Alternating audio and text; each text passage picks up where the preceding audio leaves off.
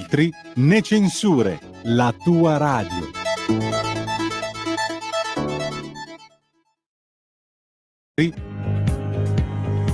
Va ora in onda la rassegna stampa.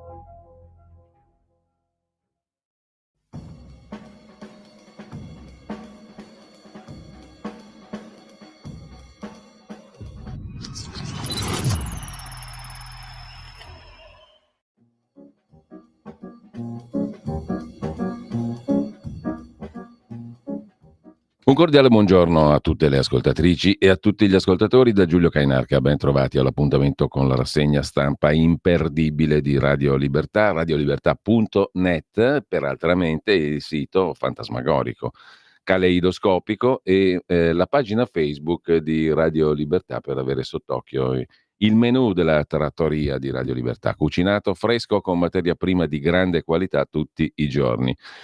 Tuttavia siamo al 5 di settembre, è un giovedì, sono le 7:31, nubifragi vari si addensano sulla città di Milano, ma voi che non siete di Milano non ve ne frega assolutamente niente, quindi l'informazione è inutile. Andiamo a quella utile, senz'altramente, considerando che oggi c'è molto da dire, c'è molto da gustare, c'è molto da ascoltare e c'è molto anche da sorridere di questo amaro settembre che viene dopo l'ignobile agosto. Intanto l'agenzia ANSA in sua prima pagina vede Sinner scalzare sia il ministro Sangiuliano che la signora Boccia, la dottoressa Boccia. Infatti Sinner si occupa della prima pagina dell'ANSA, anzi occupa il primo titolo, US Open, Sinner batte Medvedev. Voi direte chi se ne frega e in effetti diciamo è abbastanza fondata questa impressione, questa opinione. Secondo titolo però finalmente con il ministro Sangiuliano che è andato in TV, si è fatto intervistare dal direttore del TG1, Chiocci, ex direttore del Tempo e di ADN Cronos, Gianmarco Chiocci, il quale, un passaggio, Meloni mi ha detto di andare avanti, non sono ricattabile. Chiedo scusa a mia moglie, ha detto il ministro, andando anche in lacrime. Qualcuno ha notato che c'era uno sbrego in testa e ci sarà stata la moglie che gli ha tirato una legnata, però sono malignamenti, diciamo così. Intanto, altro titolo, terzo titolo dell'agenzia ANSA di stamani, intesa Roma-Bruxelles sulla questione dei balneari, delle concessioni per gli stabilimenti balneari. Il CDM, cioè il Consiglio dei Ministri, proroga le concessioni a settembre 2027. Intanto i benzinai sono pronti alla serrata, slitta il disegno di legge carburanti. A Lampedusa un nuovo naufragio di migranti, ben 21 persone disperse con 3 bambini. E ancora dall'home page dell'ANSA, in arrivo per giovedì, che sarebbe poi oggi, forte maltempo e crollo termico. Finalmente si respira, meno afa, meno umidiccio addosso. E sempre dall'home page dell'ANSA di stamani, la mostra del cinema di Venezia, che interessa i compagnucci della parrocchietta, a noi non ci interessa, mentre sempre dall'ANSA abbiamo da dare un'occhiata alla cronaca. Accoltella il padre dopo una lite per futili motivi, 17enne arrestato. Non è proprio fresca, la notizia è dell'altro giorno, ma l'ANSA la tiene per buona perché non si butta via niente. Politica, Draghi, ovvero l'ex presidente del Consiglio italiano, ex capo della BCE, all'Unione Europea incaricato da von der Leyen già nella precedente commissione di stendere un rapporto sulla competitività dell'intera Europa. All'Europa, all'Unione Europea, servono riforme rapide e senza precedenti. Sono straordinari questi esponenti della classe dominante, della ruling class, per dirla all'americana. Questi qui dicono delle cose di una banalità sconvolgente, ma con una ieraticità assoluta. No? Solo loro potrebbero dire che servono riforme rapide e senza precedenti. Faremo tutto ciò che serve, whatever it takes. Fantastico, meraviglioso. Se lo dice il panettiere non conta nulla. Se lo dice Draghi, incredibile, è un programma straordinario. Si arriva alla legge finanziaria con la foto di Giancarlo Giorgetti, ministro leghista dell'economia italica, manovra tra pensioni e flat tax, rush finale verso PSB. Cosa sarà mai PSB? Entra nel vivo il percorso di avvicinamento alla manovra finanziaria. Il PSB è il piano strutturale di bilancio, cioè il piano della finanziaria che il governo deve approvare a metà mese. Il testo va poi inviato ai padroni, all'Unione Europea, il 20 settembre, scrive l'agenzia ANSA in primissimo piano. Con ciò noi lasciamo l'agenzia ANSA e adesso tocca aprire, forzatamente, naturalmente, ma anche con un certo brio, con un certo umorismo, perché siamo pur sempre consapevoli che dai tempi di Garibaldi non si è mai vista gente che stesse facendo la storia così, per mettere insieme due frasi del nostro premier Giorgia Meloni. E allora andiamo ad ascoltare il momento toccante, cuore che sanguina e occhi che si inumidiscono, dell'intervista del direttore del TG1, Gianmarco Chiocci, al ministro, nonché suo collega, perché è un giornalista pur sempre anche egli, ovvero Gennaro Sangiuliano. Vediamo uno dei momenti topici dell'intervista a 2 minuti dalla fine. Ministro, lei ha accennato prima, lei ha detto che questa vicenda ha turbato profondamente la vita di tante persone. Ecco, si sente di chiedere scusa a chi? Guardi, la prima persona a cui devo chiedere scusa, perché poi è una persona eccezionale, è mia moglie. Poi chiedo scusa a Giorgia Meloni, che mi ha dato fiducia per l'imbarazzo che ho creato a lei e evidentemente al governo. Chiedo scusa anche ai miei collaboratori, che impropriamente, pur non avendo fatto niente, si trovano investiti da questa vicenda. Ieri sera ha incontrato il Presidente del Consiglio. Che cosa le ha detto? Beh, la prima cosa che le ho detto è che io sono disponibile a dimettermi un minuto dopo che lei me lo chiede. Poi gli ho anche detto che però, e l'ho rassicurata anche con le prove documentali, che questa è tutta una vicenda di gossip, che mi rendo conto è fastidiosa, ma che, le ripeto, non un euro dei cittadini italiani è stato mai speso in questa vicenda e nessun documento riservato o classificato o comunque inerente attività delicate è mai circolato. Il suo ora o no? Al momento il Presidente del Consiglio mi ha detto di andare avanti e di chiarire bene, in punto di verità. Mi ha detto sì, sempre sincero e di sempre la verità. Grazie. Beh, diciamo che così, en passant, due cose si possono notare marginalmente rispetto a questa performance, a questa conversazione toccante del ministro Sangiuliano, che piange e chiede scusa alla moglie, a Giorgia Meloni, ai suoi collaboratori, ai cittadini italiani, no, en passant. E poi dice, parla in terza persona, gli sfugge un lapsus in terza persona, dice sono pronto a dimettersi, come se fosse qualcun altro, a dimettermi. Questo però sono marginali. Noi non siamo nessuno. Chi siamo noi per giudicare, diceva quel famoso principe del foro. Però, insomma, esistono anche colleghi esperti che hanno una loro opinione. Sentiamo, per esempio, l'opinione di un grande giornalista che ha fatto la storia del giornalismo italiano. Che figura di merda. Era lui. Mentre invece un altro grande giornalista, che poi torna quest'oggi in diretta con Giovanni Sallusti, il nostro direttore responsabile, alle ore 9:35 circa, e che è Vittorio Feltri, sul TikTok del giornale ha detto la sua in maniera, come sempre, sintetica e efficace. Cosa pensa Vittorio Feltri della vicenda Sangiuliano? Amici, a tutti Leopoli abbiamo parlano di distrutto San impianti per la Giuliano, componentistica il di armi. ministro. Attenzione un attimo, perché qua è il bello della diretta, la cucina di Radio Libertà è sempre online, quel Carrefour non ce ne frega niente, credo sia questo. Vediamo di tornare a quello che dice Vittorio Feltri sul caso Sangiuliano. Della No, devo capire dov'è che è sta roba qua, che io non... Ah no, è questo della RAI non ce ne frega più niente perché abbiamo sentito prima il ministro Sangiuliano. Perfetto, chiedo scusa agli ascoltatori, sentiamo l'opinione di Vittorio Feltri. Tutti parlano di San Giuliano, il ministro della cultura italiano. Parlano di lui tanto perché è stato un bravo ministro, ha rinnovato i musei, ha fatto tante cose interessanti nell'ambito della materia di cui si occupa.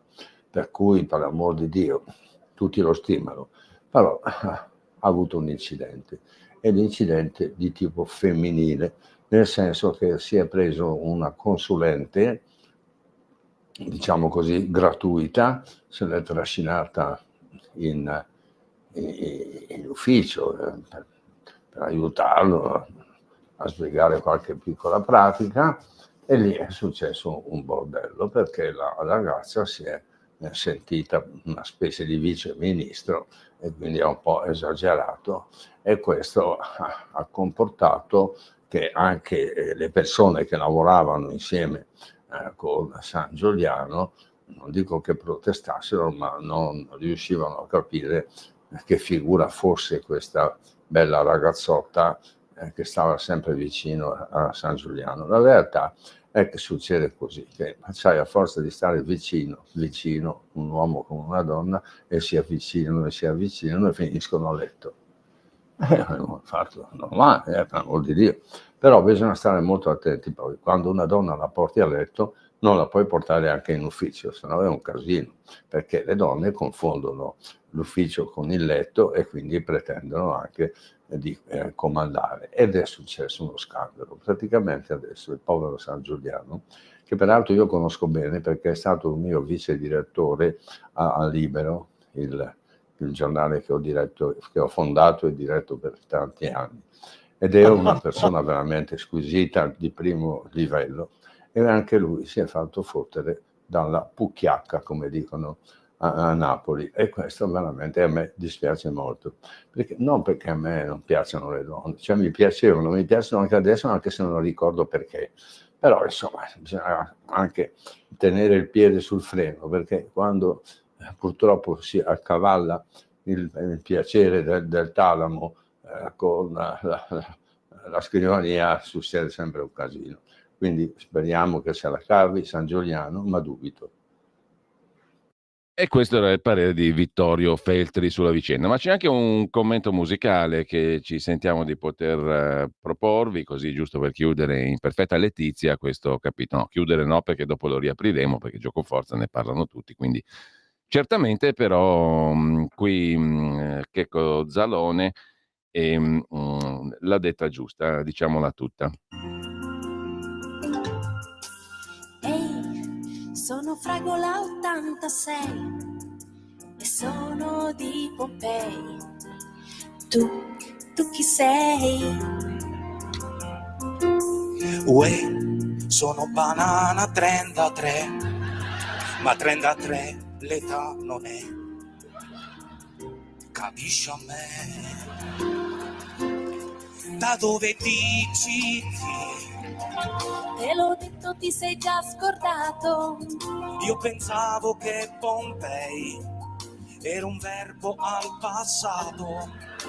Sai, sono in crisi col mio raga. Oh no, sono 15 che non mi dice. Ma vedo sto pezzo da merda, vedo. Dai, vieni a stare qui con me, che ti riempio di te. Basta che poi me la do. Ok, ora ti linko sul mio sito. Io ti linko dappertutto, papi. Anzi no, ora ti zippo un JPEG. Zippimelo amore, sto già inzippato di sudore. Per arrivare Siete tutte sfatte, quando siete brutte, tutte marrino, con i ridocchi. Basta che poi me la do. Ok, ora ti linko sul mio sito. Io ti linko dappertutto, papi. Anzi no, ora ti zippo un JPEG. Zippimelo amore, sto già inzippato di sudore.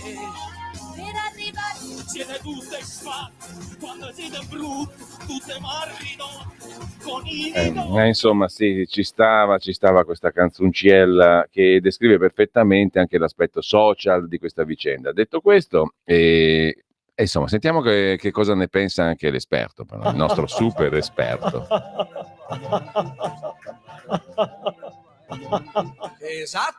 Esatto, non c'è dubbio, non c'è alcun dubbio, le cose sono andate proprio così. Andiamo a vedere le prime pagine dei quotidiani di oggi, lacrimando come il ministro Sangiuliano, che è un valentissimo giornalista, tra l'altro, come ha ricordato il direttorissimo Vittorio Feltri, che lo ha avuto come vice direttore. Allora, altre vite a perdere. In realtà Avvenire apre con un fatto tragico. In 2 naufragi in Libia, oltre 40 dispersi, fra loro 3 bambini. Davanti a Lampedusa, tratti in salvo dalla Guardia Costiera, 7 migranti siriani e sudanesi su uno scafo alla deriva. Denuncia della Caritas, distrutta a Cerignola, in Puglia, la tendopoli abusiva dei braccianti stranieri. È la bella Italia, diciamo così. In Puglia c'è una roba che non è accettabile in nessun paese, neanche africano, dei peggiori, diciamo così, quanto a standard di civiltà. Ci sono accampamenti abusivi, quel del Foggiano, che tutti sanno che sono lì da anni, tutti li vedono e rimangono lì. Delle cose terrificanti che tutti tollerano. Incredibile. Questa è l'Italia. Però stiamo facendo la storia, dai tempi di Garibaldi non era così ottima, come avrebbe detto la signora Boccia, che ha un italiano straordinario, tra l'altro per quello è stata presa forse al Ministero della Cultura, perché scrive in un italiano eccelso. In ogni caso, non abbiamo una situazione così ottima perlomeno dai tempi di Garibaldi. Sangiuliano si confessa al TG1, ho pagato io, ha mostrato anche incredibilmente le ricevute, o meglio l'estratto conto della sua carta di credito per certificare che ha pagato lui i biglietti aerei della signora dottoressa Boccia. Cifre folli peraltro, 750 euro un volo da Roma a Bari, cioè, delle cose assurde, pagato lui, perfetto, va benissimo, comunque al mortale, diciamo al comune mortale, non è che questo faccia fare i salti di gioia. In ogni caso non sono ricattabile, solo una relazione, avevo presentato le dimissioni.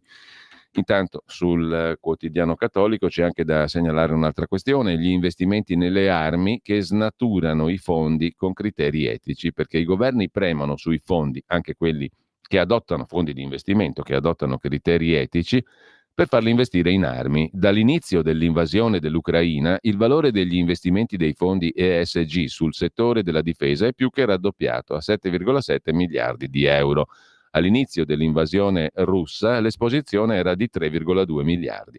Questa crescita è spinta anche dalla pressione dei governi che vogliono finanziamenti per le imprese che costruiscono armi.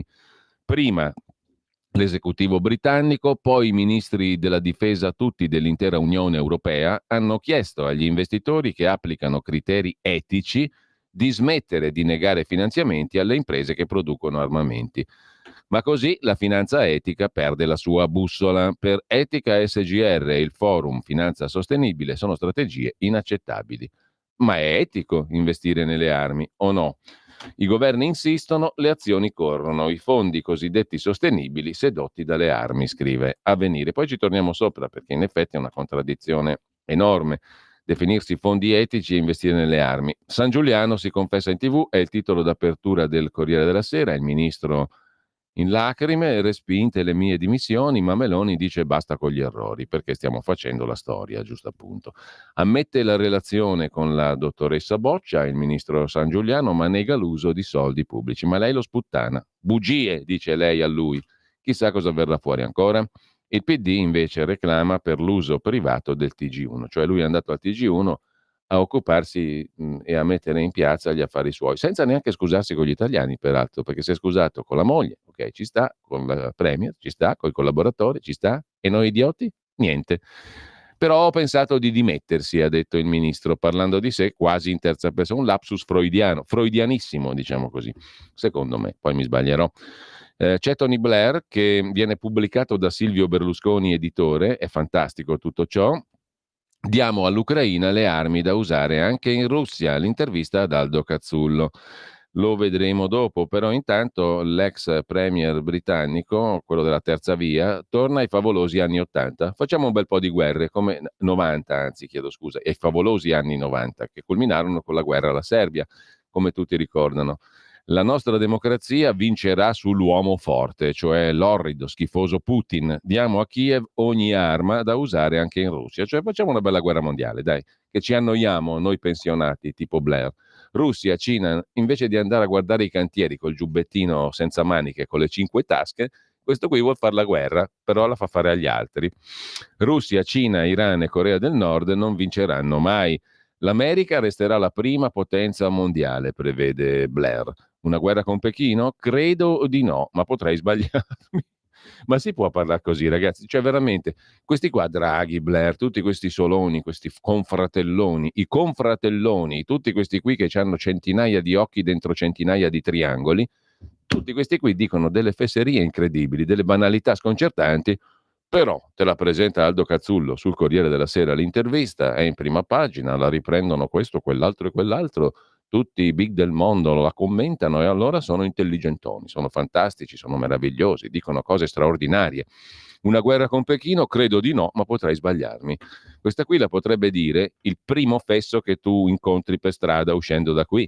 L'ha detta Tony Blair. Cazzo, è una roba da rifletterci sopra. Una guerra con Pechino? Credo di no, ma potrei sbagliarmi. Dobbiamo prepararci a qualsiasi evenienza, dice Tony Blair. La guerra in Iraq. Credo ancora che Saddam Hussein sarebbe stato un grandissimo fattore destabilizzante nel Medio Oriente. Cioè abbiamo fatto una cazzata enorme, però siccome sono passati tanti anni e nessuno gliene frega più nulla, dico che l'avevamo fatta giusta lo stesso. Bellissimo. Silvio Berlusconi, ve lo ricordate con la bandana Silvio Berlusconi che si era appena incappellato nuovo, aveva fatto i capelli nuovi con la moglie di Blair e compagnia cantante. Cantava lui perché gli altri erano un po' stonati. Comunque tra due premier, dice oggi Tony Blair, è fondamentale la fiducia. Lui era considerato un personaggio controverso, ma con me, quando diceva una cosa, la faceva. E gli ha pubblicato anche il libro, da Silvio Berlusconi, editore in Italia. Cosa vuoi di più? Sempre Tony Blair, cos'è che dice in questa chilometricissima, 2 paginone, 2 lenzuolate di roba intervista al Corriere della Sera? Legge e ordine non sono cose di destra. Il primo dovere dello Stato è tenere la gente al sicuro e la lotta al crimine per me è una cosa di sinistra, perché le prime vittime del crimine e della violenza sono le classi popolari. Bravo, bene, bis, ineccepibile. È il destino di ogni leader. All'inizio sei meno capace e più popolare. Col tempo diventi molto più capace, molto più impopolare. È accaduto anche a me. Gli ultimi anni da premier sono stati decisamente migliori dei primi, cioè quando del popolo cominci a imparare a fottertene, è molto meglio per te e molto peggio per il popolo, tradotto in soldoni. Un conto è Elon Musk politico, un conto Musk innovatore. Se in Africa anche le più remote aree rurali sono connesse, lo si deve a Starlink. Allora, ci si è già girato lo stomaco abbastanza, per cui andiamo agli altri titoli di prima pagina del Corriere della Sera di oggi. Mostra del cinema, a piedi tra la folla, mesi di allenamento per recitare, la diva Lady Gaga canto per Joker e siamo tutti contenti. A Milano invece 'ndrangheta, calcio, tifo, curve, delitto, sparare, morire tra i capi ultrà dopo una lite, spari e coltellate tra ultrà dell'Inter a Cernusco sul Naviglio, ucciso Antonio Bellocco, calabrese legato all''ndrangheta, ferito Andrea Beretta, cognome lombardo ma mafioso anche lui, capo della curva nord, il rapporto oscuro tra tifo e clan mafiosi. La storia è molto interessante, la vedremo dopo affrontata su Repubblica, in un bell'articolo che farà parte della terna della fantasmagoria che andrà sul sito di radiolibertà.net, il caleidoscopico sito di Radio Libertà. In 21 dispersi dal mare libico a Lampedusa, tragedia, il barcone di migranti si ribalta in acque libiche, 7 naufraghi salvati dalla guardia costiera, 21 dispersi, tra i quali 3 bambini. Mentre emerge dai verbali di quel soggetto che ha ammazzato da infame Sharon Verzeni nella bergamasca a Terno d'Isola, qualche altro dettaglio. Sei un codardo, ha fatto in tempo a dire Sharon all'assassino. Sei un codardo, sei un bastardo. Perché? Perché nella confessione di Moussa Sangare le ultime parole di Sharon, uccisa mentre camminava con le cuffiette nelle orecchie. Dopo averla colpita, l'assassino è salito sulla bici ed è fuggito. Nei giorni seguenti si è liberato di tutto, scarpe e vestiti, non del coltello. Volevo tenerlo come ricordo di ciò che avevo fatto. Così racconta questo soggetto. I giorni in cella invece di Riccardo, il 17enne che ha sterminato la famiglia, non lo abbandoneremo mai, gli staremo sempre vicino, dicono i nonni di Riccardo. Presto potrà vederli. Infine, Alberto Genovese, quello della terrazza Sentimentola a Milano vicino al Duomo, condannato per stupro su 2 giovanissime modelle, di giorno esce dal carcere per lavorare come volontario in un centro per donne vittime di violenza di genere, scrive il Corriere in prima pagina. Andiamo a vedere il Fatto Quotidiano. L'apertura è sul piangente, lacrimante ministro della Cultura Gennaro Sangiuliano eccelso giornalista e già direttore anche di Rai 2, vice direttore di Libero, amico di Vittorio Feltri che ne difende l'operato da giornalista, ma poi insomma ha fatto tutte le sue belle considerazioni di cui sopra. San Giuliano in lacrime al TG1 dice avevamo una relazione. La signora Boccia dice amico mio resti ricattabile. Consulenza nulla, ho chiuso l'8 agosto, ha detto il ministro, ma panico in Parlamento perché la signora dottoressa Boccia andava in Parlamento con gli occhiali telecamera. Registrava e spioneggiava tutto. Hanno filmato pure noi, dicono altri illustri rappresentanti del popolo italiano. Il giallo degli scatti in mano a una rivista. Un paparazzo dice di questi due cucù qui, cioè più cucù lei, perché insomma lui, chiedo scusa perché lei, insomma, quello che è una ragazzotta, come ha detto Feltri, ma poi sarà vero, diciamo, da un punto di vista rapporto uomo-donna, che se tu porti una donna in un ufficio, quella vuole comandare, come ha detto Feltri, roba de mat. Comunque, il giallo degli scatti in mano a una rivista. Dice il paparazzo che dei due, Boccia San Giuliano, esistono foto più delicate, ma non sono state pubblicate. Forse gliele ha zippate Boccia al ministro San Giuliano. C'ha le foto zippate, se le diszippa sono zippi per tutti. Zelensky perde i pezzi, caccia mezzo governo e poi Mezzola e marito lobbista, la legge è ad coniugem, tutta Europa è paese, scrive il Fatto in prima pagina. Di che cosa si tratta? Sinteticamente, la Mezzola, che è presidente del Parlamento europeo, ha un marito che fa il lobbista. Per lei le regole non valgono, gli affari del compagno, che si chiama Ucco, con 2K, un bellissimo nome, omessi dalla Presidente del Parlamento europeo. Il codice da lei varato vale fino al vicepresidente, cioè per lei non vale. Ha nominato anche il cognato capo di gabinetto, la Mezzola. Tutta l'Europa è paese, scrive il Fatto in prima pagina. E sempre dal Fatto Quotidiano di oggi, cosa c'è da segnalare? Beh, il commento di Marco Travaglio, concorso di cabaret. A occhio e croce parla di Gennaro San Giuliano, sì. Sembra ieri che Sallusti denunciava un complotto giudiziario per rovesciare il governo di Giorgia Meloni indagando la sorella Arianna e invece, scrive il direttore del Fatto Quotidiano, il governo traballa per il B-movie, il film di serie B, Boccia San Giuliano, la cui gravità è inferiore solo alla comicità, ma che conferma una cosa molto seria: questi non sono fascisti, sono ridicoli. Più che un esecutivo pare un concorso di cabaret. La Meloni dice con aria grave: niente passi falsi, stiamo facendo la storia. Sì, ma dell'avanspettacolo, scrive Travaglio, come quando telefonava a due comici russi scambiandoli per l'ambasciatore del Catonga o accoglieva col tappeto rosso Chico Forti scambiandolo per il Papa. Ve lo ricordate Totò che al telefono fa l'ambasciatore del Catonga? Lo recuperiamo al volo anche quello su YouTube grazie all'ottimo, intrepido, impareggiabile Davide in regia, come quando telefonava appunto all'ambasciatore del Catonga o accoglieva Chico Forti scambiandolo per il Papa. Salvini, con l'Italia paralizzata dai ritardi di treni, aerei e traghetti, un piatto di panzanelle. Lollo, quando almeno era ancora cognato, parlava di sostituzione etnica, dei poveri che mangiano meglio dei ricchi, fermava i treni in ritardo in aperta campagna perché si è sempre fatto così, diceva lui, è la regola. Calderoli si convince che Cosa Nostra lo voglia morto perché ha ricevuto una lettera anonima ma firmata, SIC. Siamo la mafia, quindi è la mafia di sicuro. Urso lascia le accise sulla benzina che doveva abolire, anzi cancella lo sconto di Draghi, così i carburanti rincarano, ma lui spiega che al netto delle accise costano meno che nel resto d'Europa. E grazie al cazzo, scrive Marco Travaglio. La Santanchè, per risolvere il suo conflitto di interessi fra turismo e Twiga, gira le azioni al fidanzato, il celebre Dimitri Mieszko Leopoldo Kunz d'Asburgo Lorena, subito diffidato dai 516 eredi della Casa d'Austria. Nordio svela che i veri mafiosi non parlano al telefono, un attimo prima che Messina Denaro venga arrestato perché non riesce a staccarsi dal cellulare. Poi incontra una giornalista di Sky e le chiede uno spritz. Infine trinca nella masseria di Vespa e spiega che il vino può essere un alibi per le eventuali sciocchezze che dico. Lo ha detto Nordio. Ma sia chiaro, bevo perché lo faceva il mio mito che è Churchill. Fortuna che non è Baudelaire, commenta Travaglio, perché sennò si drogava. Comunque la russa spiega, fa ridere sto governo, no, cioè fa ridere tutto qua, no, sto governo, fa ridere il mondo. La russa spiega che in via Rasella i partigiani non uccisero nazifascisti. Ma scusate, non c'è niente da ridere, ma mi viene da ridere, non posso farci niente. Esatto. Ma una banda musicale di semipensionati, tipo i Pooh o i Cugini di Campagna.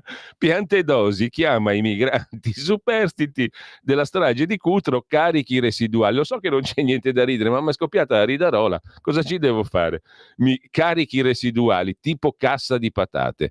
Toti, reduce dagli arresti domiciliari, debutta come editorialista del giornale, tanto lì c'è Sallusti e nessuno ci fa caso. Pozzolo va al veglione di Capodanno con un pistolino carico che c'entra in pieno la gamba di un poveraccio perché è minacciato dagli ayatollah iraniani. Dopo Rushdie arriva lui e via cialtroneggiando. Pare che nell'ultima riunione della congiura anti-Meloni il soviet supremo delle toghe rosse si sia subito sciolto con la seguente motivazione: non c'è bisogno di noi, fanno tutto loro. Stai ascoltando Radio Libertà. la tua voce libera, senza filtri né censura. La tua radio. Without you, life holds no charm.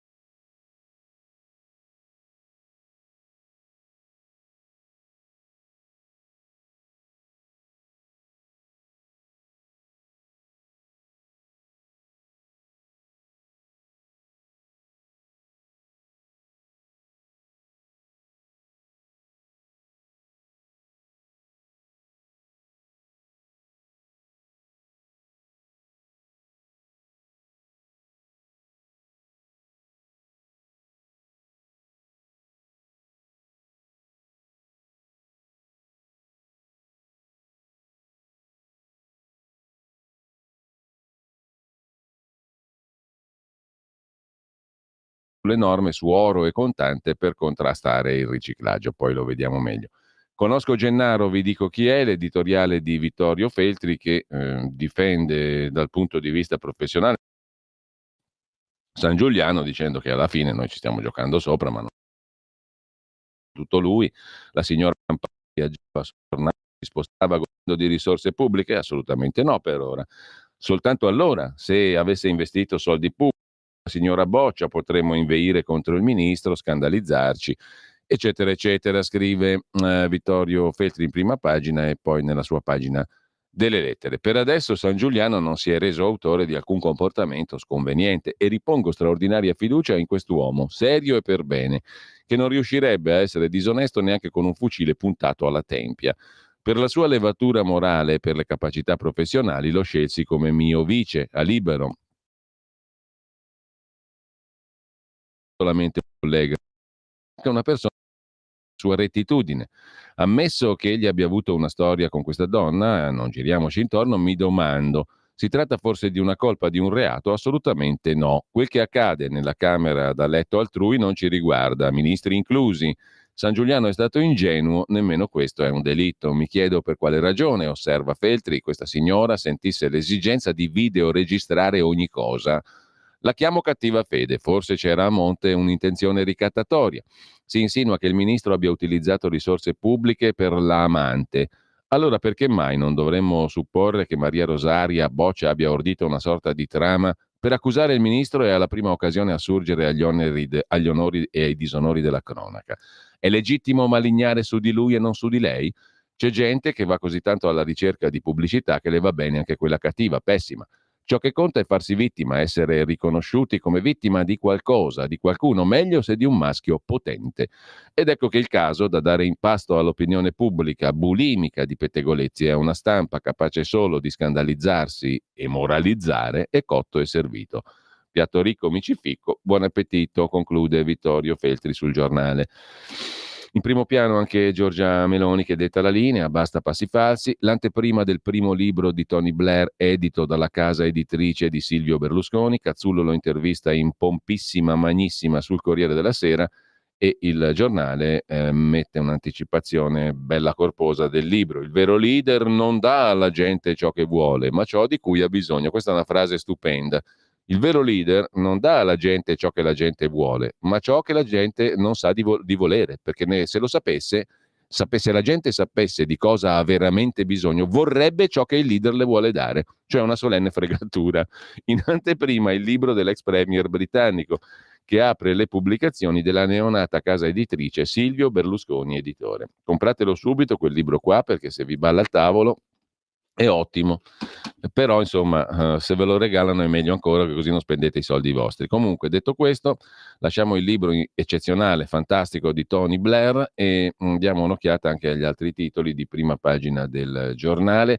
Il rimpasto di Zelensky, potere ai fedelissimi perché serve nuova energia, l'avrebbero chiamato in altro modo in altre latitudini, i fedelissimi. Faida tra ultra dell'Inter, muore il nipote di un boss dell''ndrangheta e poi l'agenda della Lega, tasse, Pontida, processo sono i fronti di Matteo Salvini, scrive il Giornale in prima pagina. Matteo Salvini fissa le priorità, ieri c'è stato un vertice leghista a Roma. Processo per la Open Arms, il 18 ottobre, mobilitazione a Palermo e poi c'è Pontida, appunto, sempre a ottobre. Tasse, Pontida, processo, i tre fronti caldi di Matteo Salvini, sintetizza il Giornale. Si ribalta Barcone, 21 dispersi a Lampedusa. Lasciamo il Giornale, andiamo a vedere anche Il Tempo, il quotidiano romano, che mette in apertura, questa è simpatica, un ministro San Giuliano che scrive alla Lavagna: San Giorgia, l'ha salvato lei, Giorgia, la premier salva San Giuliano, il ministro si giustifica al TG1, dimissioni? Meloni le ha respinte. Con Boccia un rapporto affettivo, ma i viaggi per lei li ho pagati io. In taglio alto, clima e polemiche, Roma allagata, comune e regione ai ferri corti sull'allarme meteo e poi il monito di Papa Francesco in Indonesia sulla famiglia, un monito che non vale per i dipendenti del Vaticano. In che senso? Cani e gatti al posto dei figli, ha criticato il Papa, ma allo IOR chi si sposa deve andare via. In che senso andare via? Se due dipendenti in Vaticano allo IOR la Banca Vaticana, convolano a nozze, uno dei due deve dimettersi, che è un'aurea regola per evitare i casi San Giuliano, diciamo così. Accordo con l'Unione Europea sulle concessioni, saranno prorogate i balneari fino al 27 e poi azione di Calenda nel caos, una roba che veramente entusiasma il popolo e interessa il popolo, verità e nuovi spiati in 10.000 pagine. Questo invece è il capitolo dei dossieraggi, degli spionaggi su cui indaga la Procura di Perugia, il magistrato Cantone, i nomi di nuovi spiati, le telefonate tra funzionari. C'è di tutto in 10.000 pagine dell'inchiesta dossieraggio trasmesse dal procuratore Cantone alla Commissione parlamentare antimafia. Spunta lo spione, presunto tale il finanziere Striano, anche nel caso Totti. Poi ce n'è una bellissima, Maduro, il presidente del Venezuela, ma questo la sapete già, anticipa le feste per decreto. A ottobre è già Natale. In Venezuela il Natale si celebra il 1° ottobre. Quando si dice uno che ha le idee chiare, questo qui non è uno di passaggio, non è un cucù qualunque, questo qui è uno che ha le idee chiare. Il Natale lo facciamo a ottobre, Maduro cambia il Natale e Gesù nasce il 1° ottobre. Il presidente del Venezuela anticipa la data della natività. Ira dei vescovi, non si usa Cristo per scopi politici. La festa decretata dal capo dello Stato per ringraziare gli elettori dopo la vittoria ottenuta alle consultazioni di luglio. Gesù c'est moi, per aggiornare il motto del re francese, del re sole. Lasciamo con ciò il tempo di Roma e andiamo come un solo uomo a vedere Repubblica. Repubblica apre con un titolo da novella 2000, Ricatto in camera da letto. Il ministro della cultura in prima serata si umilia al TG1, piange San Giuliano e ammette di aver voluto nominare consulente la sua amante. Pronto alle dimissioni, conferma che la donna possiede audio e chat con confidenze che possono far tremare il governo. Bufera in Consiglio dei Ministri. La Repubblica dice anche Salvini si è incazzato perché San Giuliano ha detto ma come io ho portato questa qui in macchina esattamente come Salvini portava la Isoardi e poi la Verdini prima che diventasse la sua compagna ufficiale. Un paragone assolutamente improprio, secondo Salvini, che l'avrebbe mandato a stendere telefonicamente e poi si sono rappacificati.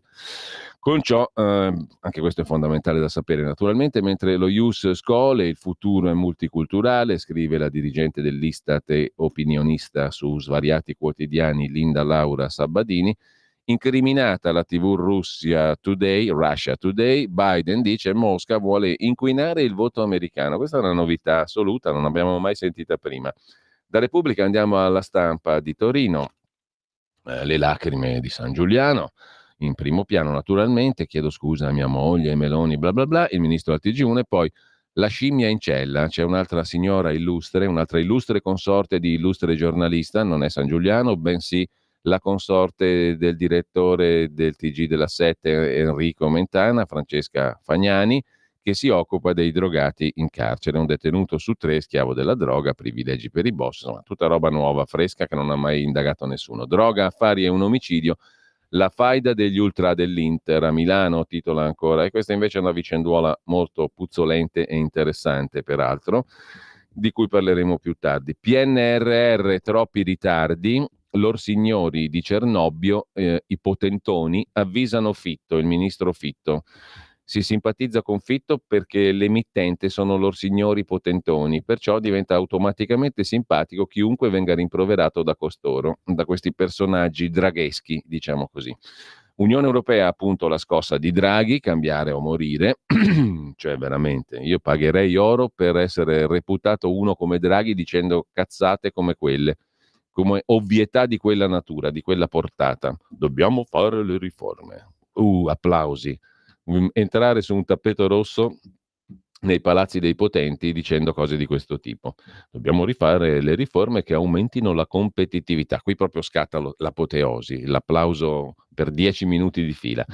Le vecchie tradizioni è il titolo invece del Buongiorno. Abbiamo sentito prima Vittorio Feltri, il suo figliuolo Mattia Feltri si occupa del caso San Giuliano da un altro punto di vista. Egregia Presidente Meloni, non si incupisca per le disavventure del suo ministro Gennaro San Giuliano, scrive Mattia Feltri. Forse non ha idea di quante e di quanto strabilianti ne ha viste il più celebre dei suoi predecessori, il Duce. Dopo la marcia su Roma, Parecchi dei suoi vissero il trionfo come la porta d'ingresso per feste da ballo, champagne, principesse ninfomani, garçonniere e cocaina. Incaricò dunque il duce un integerrimo camerata veronese, Pietro Stoppato, perché li pedinasse e riferisse. La storia è raccontata in un irresistibile libro di Giancarlo Fusco, Le donne di Mussolini. Per la verità, il titolo del libro è, a dire il vero, un altro. Non è Le donne di Mussolini, ma è Mussolini e le donne, edito da Sellerio. In ogni caso, senta qua, Presidente. Cesare Rossi, capo ufficio stampa del partito fascista, cliente di ristoranti di lusso, coi soldi del partito acquista una pelliccia di visone alla famosa avvenente cantante Gina Frine, nome d'arte di Teresa Cappellano. Walter Dugini, addetto alla segreteria del sottosegretario Giacomo Acerbo, è ricorso allo strozzinaggio per mandare fiori e regali costosi all'attrice Lena Dorlì, nome d'arte di Maddalena Castello. Michele Bianchi, moralista, definito dal duce la vestale del partito, grigio burocrate, tutto casa e ufficio, perde la testa per l'attrice Anna Fugé, nome d'arte di Maria Annina Laganà Pappacena, e ha preso a frequentare manicure, ippodromi, gioielli, alta sartoria, gioiellieri, alta sartoria, maestri di tango cascato. Evandro Cagnoni, console della milizia, nottambulo, habitué di Tabarin, insieme con l'amante, la fantasista Mimì de Luxor, nome d'arte di Erminia Panicucci, dalla cui scarpetta è solito bere champagne Pommery. Anche questa in fondo è custodia delle vecchie care tradizioni italiane, scrive Mattia Feltri in prima pagina. Sulla Stampa di Torino, che lasciamo per andare a vedere anche La Verità di Maurizio Belpietro. La Verità apre col titolo a tutta pagina: un ministro innamorato ha pagato il conto. Il titolare della cultura mette la relazione con la tizia: ho offerto le dimissioni a Meloni che le ha respinte, chiedo scusa a moglie e Meloni, mostra le ricevute dei viaggi, bla bla bla. Le promesse tradite non sono affari di Stato e chi è senza peccato, scrive Maurizio Belpietro, lanci la prima pietra. Frequentare chi si vuole non è affar di Stato, scrive Belpietro. Se San Giuliano ha viaggiato con la boccia, pagandole di tasca propria gli spostamenti come provano le carte, la faccenda è privata. Così come la mancata nomina della donna consigliera, che probabilmente ha dato il via allo scandalo, cavalcato dall'opposizione. I progressisti, quelli del poliamore, dello schwa, fanno la morale al ministro, decidendo chi debba vedere e chi debba portare alle visite ufficiali o meno. Stampa e sinistra, osserva Belpietro, sono preoccupate che l'accompagnatrice abbia avuto l'accesso a notizie riservate. Ma quali? Il menù del G7? Il programma della giornata? Insomma, una cazzata, scrive Maurizio Belpietro. C'è poi Beppe Sala in prima pagina sulla Verità con quel suo enigmatico sorriso che manco la Gioconda. Milano ancora più cara. Sala dà il bentornato agli automobili. Guardate che sorriso fantastico che ha il sindaco di Milano. Lo evidenzia benissimo questa foto. Se l'avesse visto un altro che frequentava Milano, Leonardo da Vinci, porca putrella, avrebbe fatto un altro quadro, non quella scema della Gioconda, ma quel fantastico soggetto di Beppe Sala. Sala dà il bentornato agli automobilisti. Tasse, biglietti, paga. Viene entrare a Milano, paga sempre, somaro lombardo e anche non lombardo. Intanto la marcia delle imprese contro i deliri green, a centropagina su La Verità, il comparto dell'indotto auto va in piazza per denunciare il deserto industriale creato dalla transizione verde targata Unione Europea. Perfino la cinese Volvo molla gli obiettivi dell'elettrico, ma il cancelliere Scholz è costretto a prolungare i sussidi verdi in Germania. Francesco Borgonovo si occupa dei vescovi italiani che vanno contro i colleghi tedeschi per colpire AfD, anzi che vanno insieme, vanno alla crociata con i colleghi tedeschi che vogliono colpire Alternative für Deutschland. La Commissione europea vuol far ripartire l'energia nucleare, è la battaglia dell'Italia e di Fitto, scrive Claudio Antonelli, e poi sentenza storica in Germania, finirà alla Corte Costituzionale, l'obbligo di vaccinazione ha violato i diritti. Andiamo a vedere anche Libero. Il quotidiano diretto da Mario Secchi apre con un bel titolo, a dir la verità: il ministro in lacrime in TV, pensava fosse amore. È stato vice direttore di Libero il ministro San Giuliano, che ieri si è commosso in televisione. Relazione affettiva? Ho dato le dimissioni, ma sono state respinte. Però lei continua a bombardarlo sui social. Un romanzo rosa e la buon costume tra riso e pianto, scrive impareggiabilmente il direttore Mario Secchi. Clinton è rimasto presidente, San Giuliano può continuare a fare il ministro, no? A proposito di pompeiane esperte, anche Monica Lewinsky era una pompeiana esperta, no? La battuta straordinaria, non gliel'avrebbero perdonata a nessuno, ma siccome l'ha fatta Paolo Mieli, si può dire, si può fare, si può alludere, la pompeiana esperta. Un amico ieri liquidava così il pasticciaccio. Clinton è rimasto là, San Giuliano può rimanere qua. Ma il palazzo del Collegio Romano non è la Casa Bianca, ci spiega Mario Secchi. I fatti e i misfatti sono lontani nello spazio e nel tempo. Siamo mica in America, siamo in Italia. Il filo comune c'è, robusto, le regole dell'attrazione, politica e piacere, una questione antica che ha 1000 declinazioni, variazioni, scambi di ruolo tra pari e dispari. La vicenda umana largamente scandagliata dalla letteratura e dal cinema, scrive Mario Secchi impareggiabilissimamente. La buon costume progressista è scatenata, ma è dai tempi della relazione tra Palmiro Togliatti e Nilde Iotti che il letto e il potere sono una consuetudine anche a sinistra. L'eros è bipartisan. Il leader comunista era sposato con una compagna e il PC era pieno di bacchettoni. 1947, i compagni moralisti su via. Ieri, oggi, domani, nel palazzo non mancheranno mai le storie d'amore, mischiate al cristallino sentimento, al piacere per il piacere e all'inganno. Vi confesso che la prosa di Mario Secchi a me mi rapisce. Non c'è epica, ma la prosa è da picco d'audience. L'intervista che San Giuliano ha dato ieri al TG1 è destinata a spaccare l'opinione pubblica. Gli italiani si dividono da sempre. Sono già in trincea i sangiulianisti e i boccisti, quelli che lui salva l'onore e la carica e quelli che no, deve dimettersi. Quali siano i giudizi di ognuno di noi sulle parole di San Giuliano? Ha affrontato una prova tostissima, scrive Mario Secchi. Si è difeso sui soldi, i documenti, ha dovuto esporre i suoi sentimenti, l'illusione, l'errore, il tradimento, il cambio di scena, le scuse alla moglie, il pianto, il melodramma, scrive Mario Secchi. È tutto così, non è che sto recitando io, è proprio scritto così. Si vede anche da come è scritto che è scritto così. C'è il rovescio della medaglia, non dubito che si possa e forse si debba ridere di questa storia. C'è un lato trash irresistibile, il ridicolo è ovunque. C'è un uomo al tappeto, c'è una donna che lo infilza con il tacco a spillo, gli piacerebbe al direttore Secchi. C'è niente meno che la suspense, preceduta dal sorriso beffardo, premonitore del dileggio, l'attesa per la stoccata social della boccia con le cartucce nella manica. Che metafora. Oddio, usciranno le chat. San Giuliano poteva evitarsi questo passaggio, questa pena, lasciare la scena in silenzio? Non credo, conclude Mario Secchi. È un ministro della Repubblica e soprattutto un giornalista, porca... Sa come funziona la macchina della cronaca, conosce l'inesorabile destino. È la stampa, bellezza, e tu non puoi farci niente. Bello o no? Mentre sempre dalla prima pagina di Libero, Franceschini beccato con la chiave d'oro, vale 14.000 euro, mazza che chiave. Il politico del PD si era dimenticato di consegnarla al Ministero secondo legge, il premio ricevuto a Pompei, così come San Giuliano. Ogni anno Pompei ti sbologna via una chiave d'oro e gli va al Ministero della Cultura. Che bella l'Italia!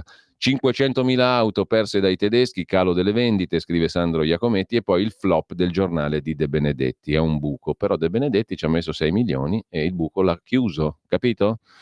La strigliata di Giorgia ai dirigenti di Fratelli d'Italia e Freddie Mercury che oggi avrebbe compiuto 78 anni. Cittadinanza a 2 milioni di immigrati, c'è il referendum, peggio dello Ius Soli. Cosa vuol dire? Pagina 12 ci spiega tutto. Libero con chi? Con Fausto Carioti. La sinistra lancia un referendum per dare cittadinanza a oltre 2 milioni di immigrati. Vedremo. Intanto l'Ucraina scricchiola e poi a Cagliari, caso di Nera, ferito dal figlio, lo difende e fa male, scrive Libero in prima pagina. Abbiamo adesso il tempo di andare a vedere, no, un attimo, prima vorrei leggere, prima ho fatto un po' di casino, però è il bello della diretta, come dicevamo, no? Allora, intanto vorrei andare a vedere la prima pagina di Italia Oggi, però poi prima di andare agli articoli di oggi ci sono 2 o 3 cosette belle, simpatiche, secondo me, che esulano un po' in gran parte dai titoli e dagli argomenti di prima pagina. Prima pagina a proposito di Italia Oggi, in taglio alto il pezzo di Roberto Giardina che leggeremo a parte nel trio funambolico per il sito di radiolibertà.net. L'estrema destra tedesca, AfD, ha conquistato anche la Ruhr, Operaioni, dove i vecchi partiti sono in crisi. E poi il professor Paolo Natale, che spesso è stato ospite a Oltre la Pagina con Pierluigi Pellegrin, politologo dell'Università Statale di Milano. Renzi vale solo il 2%, ma porterebbe al campo largo molti più voti. Intanto un quotidiano storico, il Secolo XIX, è uscito dall'orbita Agnelli Elkann, Jedi, se l'è comprato MSC Crociere, quello di Gianluigi Aponte, l'armatore, il potente armatore napoletano-svizzero, adesso anche genovese, perché il porto di Genova è uno dei suoi teatri principali. Comunque il Secolo XIX, storica testata genovese, passa a Gianluigi Aponte. Il nuovo direttore è Michele Brambilla, che voi conoscerete senz'altro, già direttore del Quotidiano Nazionale, firma del Corriere della Sera, poi di Libero, della Verità e Il Giornale. Crisi di impresa agevolata è invece il titolo d'apertura del quotidiano Italia Oggi, che riguarda le questioni tecniche, commercialistiche e giuridiche, ok allo stralcio e fiscali, dei debiti fiscali e previdenziali senza il consenso dei creditori. Il dettaglio a pagina 21. Con ciò lasciamo la prima pagina di Italia Oggi. Dal Foglio di oggi, in prima pagina, vi segnalo quello che poi diventa un lungo articolo di Simone Canettieri su Vannacci e Salvini. Una sera con Vannacci e Salvini, finti amici a Viterbo, dove il general Vannacci terrà tra poco un appuntamento importante politico. Il leghista Salvini non si fida del generale, lo marca uomo, ma in pubblico dissimulano, mentre Vannacci occupa la scena. Dobbiamo dialogare con Alternative für Deutschland, dice Vannacci, come se fosse il segretario del partito. Crosetto mi perseguita. Che ne dite? L'eurodeputato e il vicepremier insieme per la macchina di Santa Rosa, ma sempre più separati in casa, scrive il Foglio. Le forze armate mi amano, mi hanno votato alle europee, dice Vannacci. I ministri passano, ma i generali no, e mi fermo qui. Nel Carroccio scherzano, ma non troppo. Camerata, fregatura assicurata, ma è servito allo scopo, cioè portare a casa un po' di voti del popolo. Non diciamo bue, perché in questo caso è stato intelligentissimo il popolo. Il neoeletto a Bruxelles dice che il suo movimento diventerà uno tsunami, ciumbia, e continua a frenare sulla tessera della Lega. Così la mette il Foglio. E dal Foglio passiamo al Domani, il quotidiano dell'editore svizzero. Carlo De Benedetti ha un articolo assai interessante, a dire il vero, a pagina 9, che riguarda insospettabilissimamente Alternative für Deutschland e la Germania comunista dell'Est, le vite degli altri dei neonazisti. C'è un legame politico fra AfD, Alternative für Deutschland, e la Stasi, cioè la polizia politica comunista della Germania dell'Est. Un'inchiesta ha svelato che membri di spicco del partito di destra lavoravano nell'apparato della DDR comunista, il filo che unisce mondi apparentemente lontani e l'odio per l'Occidente. Ora, non va neanche trascurato il fatto che non è 2000 anni fa che c'era la Germania comunista, pochi anni fa, anche la Merkel è nata nella Germania comunista. Questo non è che possa voler dire più di tanto, forse, però insomma è suggestiva questa roba qua, che la butta là. Il Domani di Carlo De Benedetti. Sono le 8:28, facciamo in tempo a vedere anche un altro argomento di prima pagina di un altro giornale, il quotidiano della Confindustria, Il Sole 24 Ore, che si occupa di sanità. Piano per assumere 30.000 medici e infermieri. Si va verso la finanziaria e questo è un ottimo proposito del governo. L'intervento in 3 anni si aggiunge alla detassazione degli stipendi del personale. Il Ministero di Giorgetti, l'economia, valuta le coperture finanziarie in vista del piano strutturale. Vedremo se questa cosa ottima verrà realizzata. Intanto, prima della pausa, vi vorrei segnalare, ecco, questa cosa qui che mi ha colpito oggi leggendo i giornali, al di là delle cose di prima pagina. C'è una lettera molto bella, tra l'altro riguarda anche un posto ben conosciuto da me perché ci abito lì in zona. Allora, scrive il signor Giuseppe Giorgio Mariani da Milano. Ho avuto la fortuna di conoscere tra la fine del 1969 e l'inizio degli anni 70, da impiegato di una banca all'angolo tra via Bronzetti e corso 22 marzo a Milano, che ora non c'è più, un signore anziano, molto gentile, che abitava nelle case popolari lì vicino.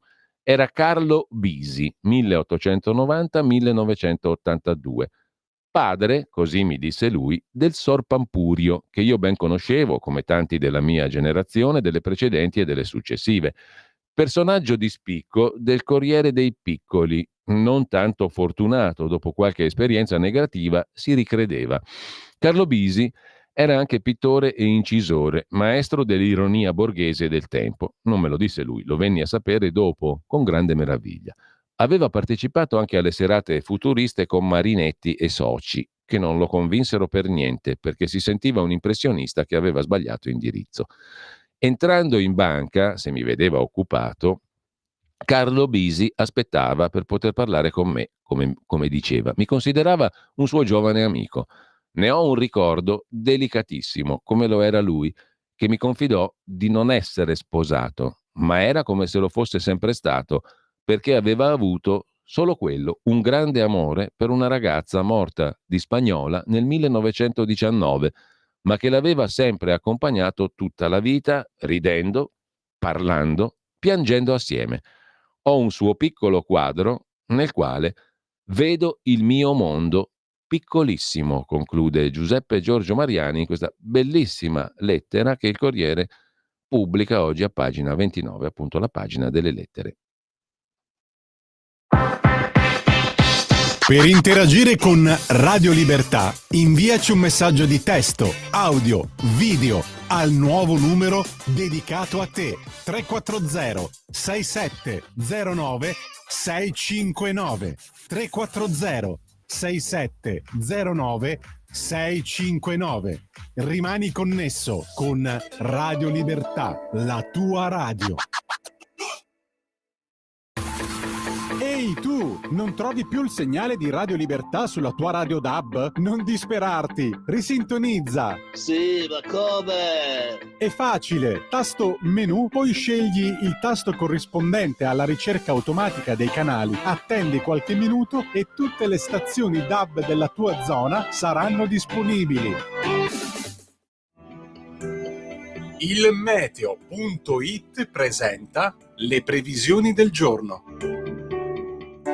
Una forte perturbazione atlantica fa il suo ingresso sul nostro paese e determinerà nelle prossime ore condizioni di maltempo, anche intenso. Nella prima parte della giornata piogge e temporali interesseranno soprattutto il nord, la Toscana e via via il Lazio e la Sardegna, altrove prevalenza di sole. Nel pomeriggio ulteriore peggioramento su tutto il centro-nord con fenomeni abbondanti e forti, soprattutto sulle regioni settentrionali. Nubi in aumento anche al sud, crollo termico al centro-nord. Per ora è tutto da ilmeteo.it, dove il fa la differenza anche nella nostra app. Un saluto da Lorenzo Tedici.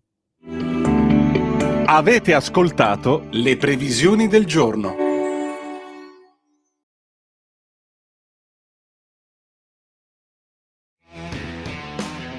Matteo Renzi aveva rinunciato al suo progetto politico centrista ed aveva deciso di entrare nella coalizione di centrosinistra. Ma le cose si stanno complicando, lo conferma la ligure Raffaella Paita, che è anche coordinatrice nazionale di Italia Viva, cioè il partito di Renzi. Paita dice: collaboreremo con il PD se vince la linea di Elly Schlein. Non lo faremo se vincessero i no di Marco Travaglio, che è il portavoce o il suggeritore di Giuseppe Conte. Questa posizione della Paita è stata subito confermata da Renzi con un suo tweet dove ha scritto: se la linea del centro-sinistra la dà il PD di Elly Schlein, noi ci siamo e siamo decisivi. Se invece la linea la dà il Fatto Quotidiano con Marco Travaglio, noi non ci saremo assolutamente. Se non che, riferendosi alla partita di calcio di Renzi con Schlein, che sembrava aver riavvicinato i due, il PD Roberto Speranza ha detto che Renzi è come il disco dell'estate, che lo ascolti tutto il mese di agosto e poi da settembre in poi torni ad ascoltare la musica di sempre.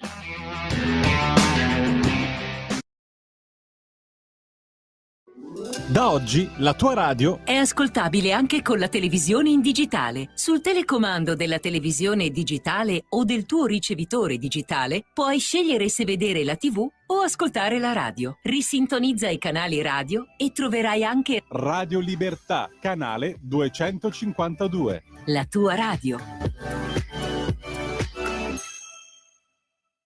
Prima di andare a alcuni degli articoli selezionati del giorno, vi propongo alcuni, come la lettera che abbiamo letto prima, alcuni altri articoli che in qualche modo mi hanno comunque colpito stamani. C'è una riflessione che fa sul Corriere della Sera in cronaca milanese con Gianni Santucci, Don Gino Rigoldi, che ha passato una vita al carcere Beccaria, che è un lombardo assai pragmatico e che è uno che non è schiavo di nessuna ideologia. Credo ci siano dei disturbi psichici profondi che vanno ben oltre il malessere e verranno valutati col tempo, dice Don Gino Rigoldi, per 50 anni cappellano dell'Istituto Penale Minorile Beccaria. Ha dato le dimissioni lasciando il posto a Don Claudio Burgio. Un passaggio formale perché Don Gino e Don Claudio continuano a lavorare insieme come fanno da 20 anni. Il Beccaria, che da qualche anno affronta situazioni di crisi e dove è stato portato il 17enne che ha sterminato la famiglia. Paderno Dugnano davanti ai magistrati ha detto di sentirsi oppresso da un malessere, creando un cortocircuito tra quella sensazione così comune e un fatto di sangue tanto atroce. Peraltro, gente che ha passato 50 anni lì dentro come Don Gino Rigoldi forse ha qualcosa da dire di più fondato, di più concreto, pur restando davanti a una cosa terribilmente atroce e difficilmente commentabile di chi invece spara cose a vanvera a volte. Comunque prova a dare un contenuto, Don Gino Rigoldi, a una discrasia così incolmabile, questo cortocircuito, questo fatto di sangue così atroce. In quello specifico malessere di quel ragazzo c'è un disturbo di ordine diverso, argomenta Don Gino Rigoldi, ma un malessere lo hanno un po' tutti gli adolescenti. Hanno bisogno che il proprio valore sia riconosciuto dagli altri, dai genitori, dai compagni del gruppo. Ognuno occupa un posto o più posti e deve sentire che questi ambienti rimandano qualcosa. Se questi riconoscimenti non arrivano, qualcuno di loro inizia a sentire di non valere. Questo è un aspetto molto generale. Ora caliamo questi meccanismi nella cultura che respiriamo ogni giorno. Agli adulti, soprattutto ai ragazzi meno strutturati, manda di continuo e solo messaggi legati a un qualche obbligo di successo. Fare strada, porsi obiettivi sempre più alti, essere soprattutto visibili. È una sorta di modalità educativa omologata e generalizzata, indipendentemente dagli obiettivi che vengono perseguiti e magari raggiunti, compresi quelli positivi, come studiare e andare bene a scuola. Cosa si perde in questa omologazione, in questo messaggio di successo e soprattutto visibilità social o non social che sia? Visibilità è la chiave di lettura di Don Gino Rigoldi. Cosa si perde in questa omologazione? Il centro dell'educazione deve essere la costruzione di relazioni, di comunità, intesa nel senso ampio del termine, familiare, di coppia, di amicizia, la cura degli amori che sono relazioni. Si pensa che gli obiettivi educativi siano sempre altri e che poi la cura degli amori e delle relazioni venga naturalmente in modo automatico, e invece non è così. Ma non è questione di attenzione da parte degli adulti. Gli adulti ce l'hanno, ma l'adolescente deve sentirsi amato in maniera comprensibile per lui. Viviamo senza testa educativa a tutti i livelli. Deve imparare le lingue, studiare per trovare lavoro, va benissimo. Ma chi dice ai ragazzi quanto è importante imparare a volersi bene e a voler bene, a creare comunità come luogo di crescita? Questo è il più grave peccato ed è in questo vuoto che perdiamo rispetto al mito del successo. È l'unica strada, prosegue Don Gino Rigoldi. I ragazzi sono in mano a queste macchinette malefiche che alimentano questa cultura del successo e del percorso da fare a tutti i costi, senza gli altri o sopra gli altri.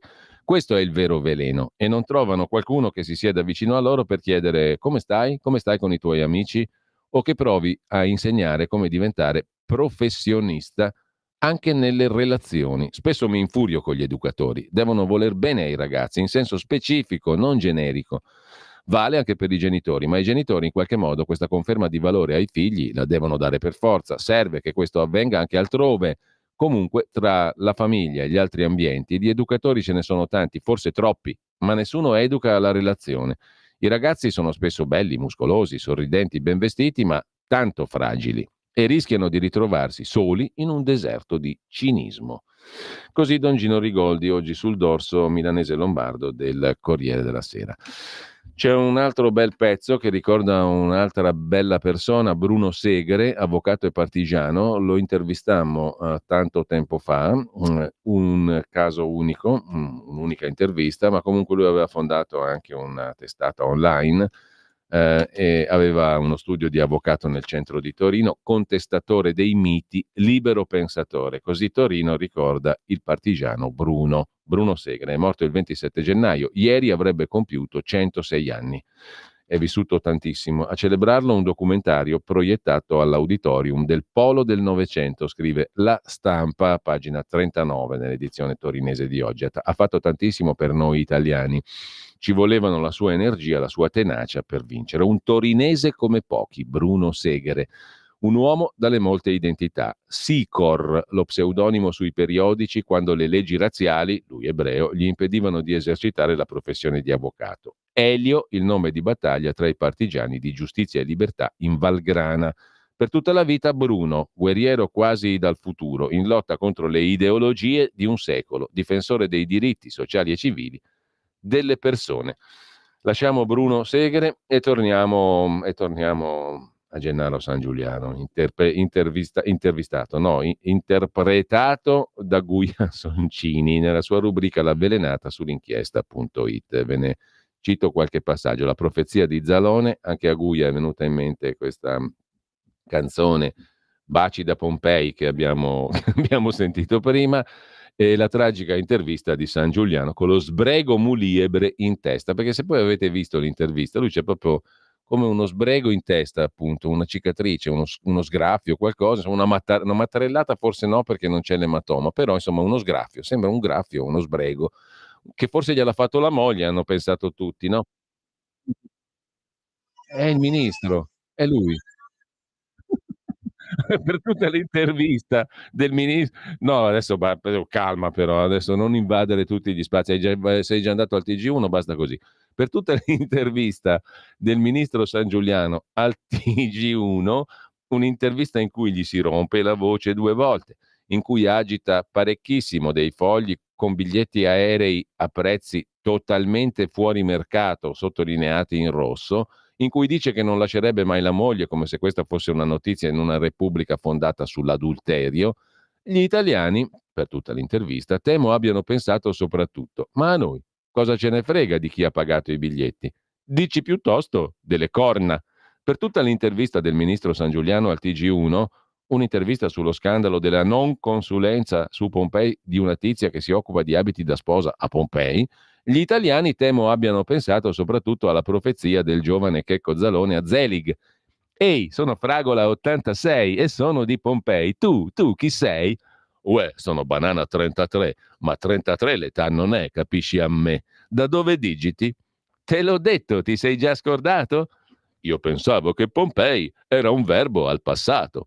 Per tutta l'intervista, San Giuliano al TG1, un'intervista eccezionalmente mandata in onda fuori dal TG1 facendo slittare i pacchi, io ho pensato soprattutto, scrive Soncini, ma quello sbrego che ha lì in fronte, gliel'ha fatto la moglie? Lanciandogli cosa? Aveva un cerotto e se l'è tolto per registrare sperando il taglio arrossato si notasse meno del cerottone? Ma ho pensato anche, quella sugli occhiali è una telecamera? No, era la decorazione della montatura, ma da quando Maria Rosaria Boccia, che San Giuliano chiama dottoressa, perché in Italia siamo tutti medici e quelli che parlano di noi sono tutti parcheggiatori, ha fatto dei video a Montecitorio, la Boccia con la telecamera degli occhiali. Da lì in avanti la paranoia di venire sempre spiate, sempre filmate e registrate si è moltiplicata nelle persone normali. Figurarsi in noi altre con la coda di paglia, che figurarsi in noi altre che abbiamo visto concretizzarsi gli occhiali a raggi X quando eravamo piccole, si vendevano nell'ultima pagina del Monello. Ve li ricordate gli occhiali a raggi X, quelli per vedere le donne nude? Chissà perché solo le donne, mai gli uomini.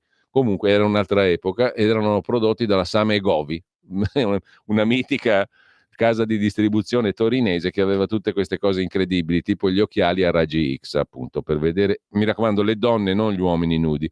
Soprattutto, arrivati al punto, credo che tutti gli italiani che hanno relazioni di tipo affettivo scambino chat, ha detto il ministro, in risposta alla domanda su cos'altro potrebbe uscire su di lui dagli archivi della signora Boccia, ho pensato. ministro, mica le avrà mandato degli autoscatti alla Anthony Weiner. Cos'è Anthony Weiner? Lasciamo perdere, perché andiamo a finire nel pecoreccio. In ogni caso, ministro, mi dica di no, anche se è sì. Moltissimi anni fa, scrive Guia Soncini, conobbi un uomo bruttino, ma di gran successo presso le femmine, per le ragioni per cui gli uomini adulti hanno successo presso le femmine, ragioni che possono andare dalla parlantina ai soldi, dalla posizione lavorativa al senso dell'umorismo. Il cliché femminile voglio un uomo che mi faccia ridere non ha eguali nel desiderio maschile. Una donna che ti fa ridere la vedi per lo più come sorella, non come una che vuoi sbattere al muro. Tuttavia, quell'uomo, scrive ancora Soncini, era un coacervo di complessi rispetto al genere femminile che mi pareva inspiegabile. Finché capii una delle cose più importanti che abbia compreso in giovinezza. Al liceo non gliel'avevano data mai. È un'eventualità che vale solo per i maschi, perché una liceale che voglia che qualcuno frequenti le sue mutande deve alzare un mignolo perché si mettano in fila in 10. È un divario tra sessi che durerà tutta la vita, compensato dal vantaggio maschile nel diventare più fotogenici invecchiando. Il tizio, che avevo conosciuto da adulto rubacuori dunque, al liceo era stato solo bruttino, non aveva ancora quei vantaggi che ti concedono la vita, il passare del tempo, il tuo stesso essere bruttino. Se sei bruttino ti applichi, se sei bruttino sviluppi altre qualità, se sei bruttino cerchi di essere almeno interessante. Tuttavia, scrive ancora Guia Soncini sull'inchiesta.it, una volta diventato interessante e spiritoso e di eloquio mirabile, non c'è successo con le donne in età adulta che possa farti superare la frustrazione d'essere stato quello cui al liceo non la davano, neanche se a 40 ti acclamano gli stadi. Questo basterà a consolarti dell'essere stato il sedicenne che vedeva gli altri limonare nei bagni della scuola e mai il suo turno. Naturalmente questo non c'entra nulla col ministro Sangiuliano, che al liceo era certamente il più desiderato della scuola, e non mi permetterei di inferire dalle vicende riportate dai giornali un suo bisogno di rivalsa. È solo una riflessione generale. Non c'entra nulla col ministro Sangiuliano, così come Maria Rosaria Boccia non c'entra con l'archetipica categoria femminile di quelle che imparano presto che bisogna portarsi il bicchiere da casa. Le ragazze ambiziose che vogliono stare alla festa giusta, che hanno ereditato il diritto a esserci, quelle le riconosci perché conoscono il trucco del bicchiere. Lasci il cappotto in macchina, tiri fuori la flûte dalla borsa, ti dirigi con sicumera all'entrata. Nessun servizio di sicurezza ti fermerà per controllare se il tuo nome sia in lista. Daranno per scontato che tu sia uscita a fumare una sigaretta portandoti dietro lo champagne che ti era già stato versato, già che eri legittimamente entrata. Un bicchiere di scorta e sei un'invitata. Non hai neanche mentito, sono loro che ti hanno creduta tale. Una volta dentro ti procurerai abbastanza contatti da essere poi invitata davvero, se sei sveglia, e di solito lo sei, se sei una che ha pensato di portarsi il bicchiere da casa per avere un'occasione. L'occasione di incontrare uno che poi ti omaggerà di un biglietto Roma-Bari da 759 euro, che è quello che ha sventolato ieri il ministro Sangiuliano in TV. Il mondo si divide in quelle che non si sono mai imbucate a una festa, giacché la vita con loro è stata generosa, ha dato eredità da spendere, stage in cui impratichirsi senza bisogno di guadagnare subito per mantenersi, ha dato loro amici di famiglia che le invitassero qua e là e vantaggi competitivi inimmaginabili per le J. Gatsby non ben nate. E nelle altre che hanno imparato a cavarsela. Le seconde sono più imbarazzanti, oggetto di pettegolezzi, assai più interessanti.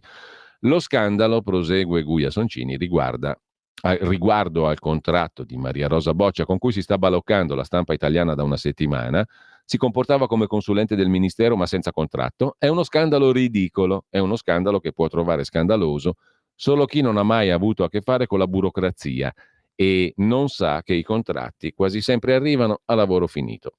Un'amica mi manda i post della Boccia da settimane e io da settimane le dico: ma figurati, sei proprio romana, pensi sempre che ci sia qualcosa sotto. I romani, di fronte a ogni ascesa inspiegabile, dicono di chiunque: hai dossier. Poi la Boccia ha davvero cominciato a pubblicare mail registrazioni. Mi sono ricordata di quando ci sembrava sconvolgente che Patrizia D'Addario si fotografasse nel bagno di Berlusconi. Ho pensato a quanta strada abbiamo fatto nell'impudicizia e mi sono scusata con l'amica.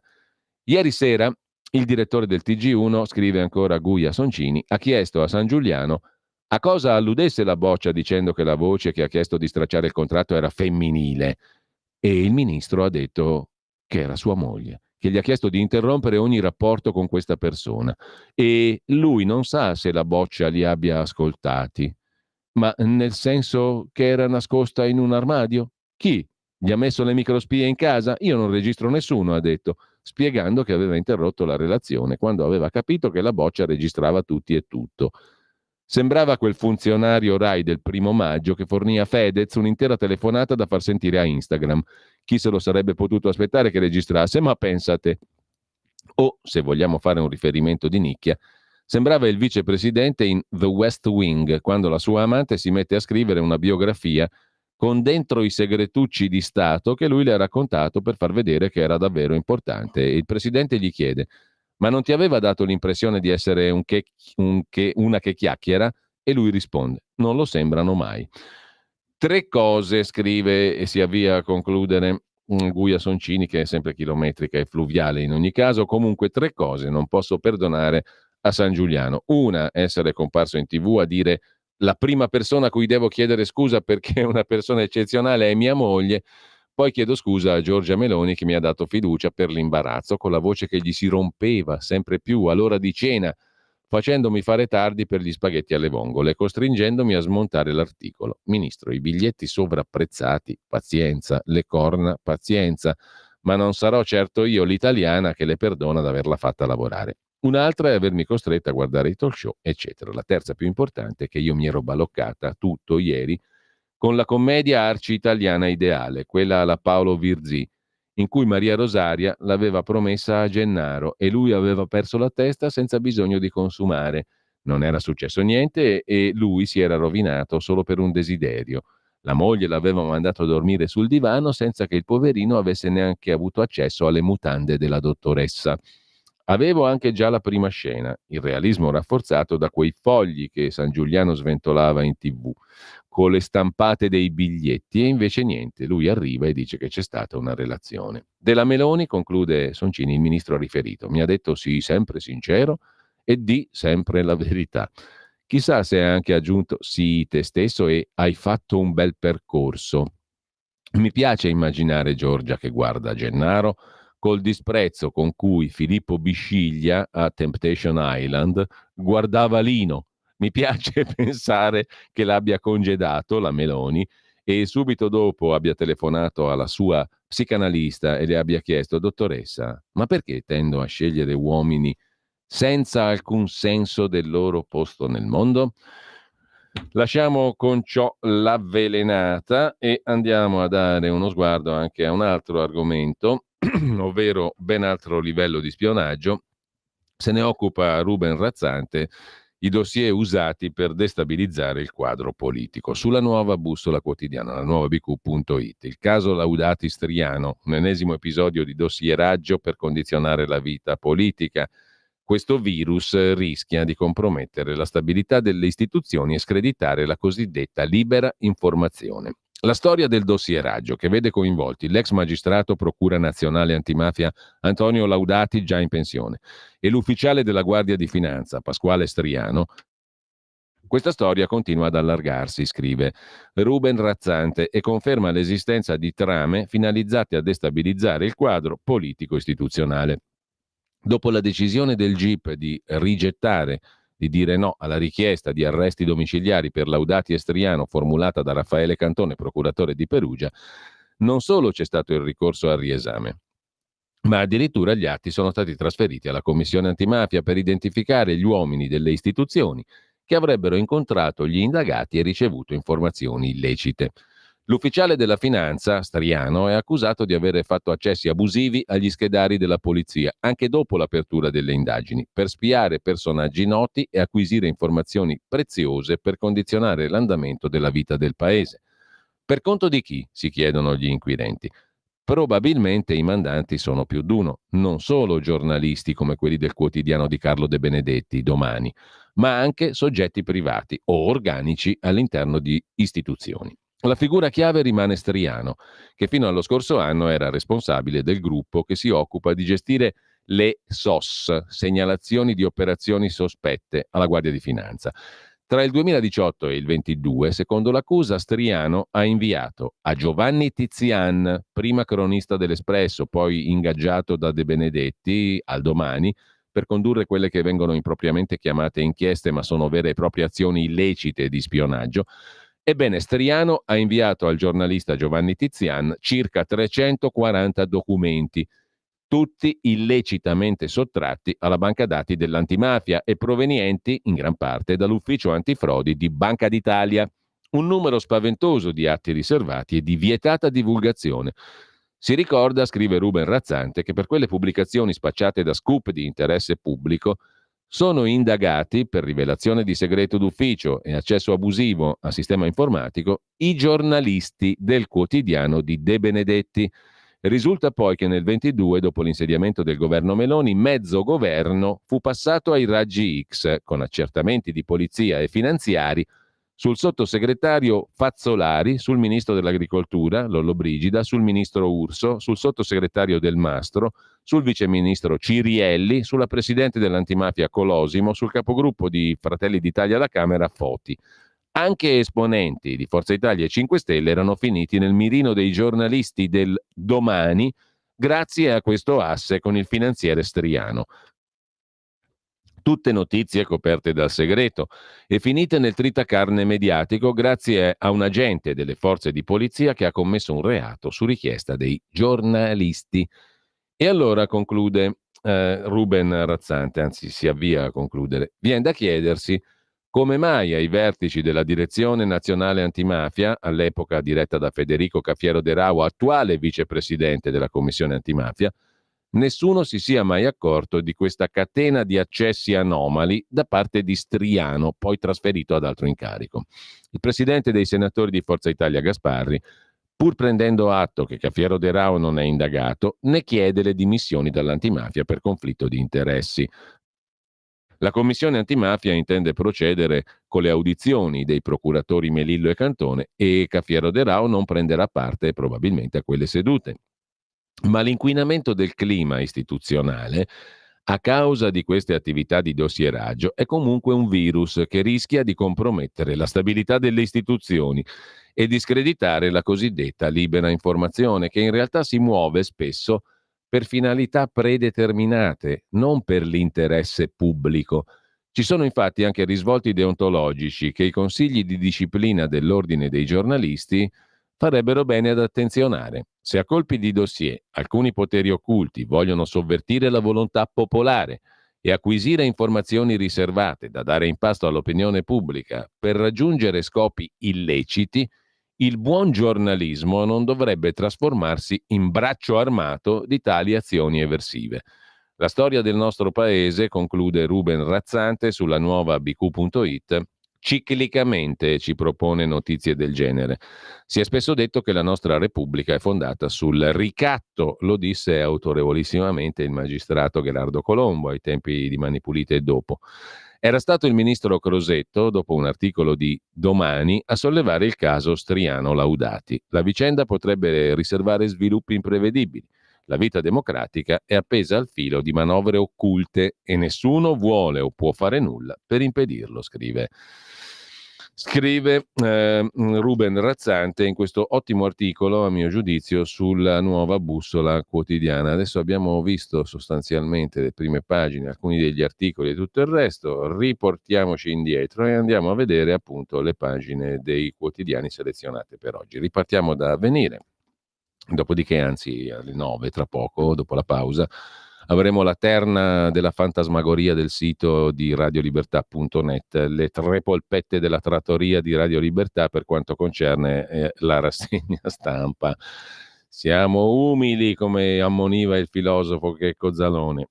Comunque, al di là di questo, c'è un bell'articolo, poi ci torniamo sopra con dettaglio, su Avvenire, in pagina 2 della cronaca lombarda, del dorso lombardo, sulla questione calcio, tifosi, droga, 'ndrangheta, omicidi. Da Enzo Anghinelli, broker della droga vicino alla curva del Milan, a Totò Bellocco, l'esponente dell'andrina dei Bellocco Pesce di 'ndrangheta di Rosarno, trapiantato a Pioltello, Milano, catapultato in curva, accoltellato ieri a morte dal capocurva dell'Inter Andrea Beretta, passando per lo zio Vittorio Boiocchi, ex capo ultra dell'Inter, ucciso invece da sicari arrivati in moto che indossavano il casco integrale.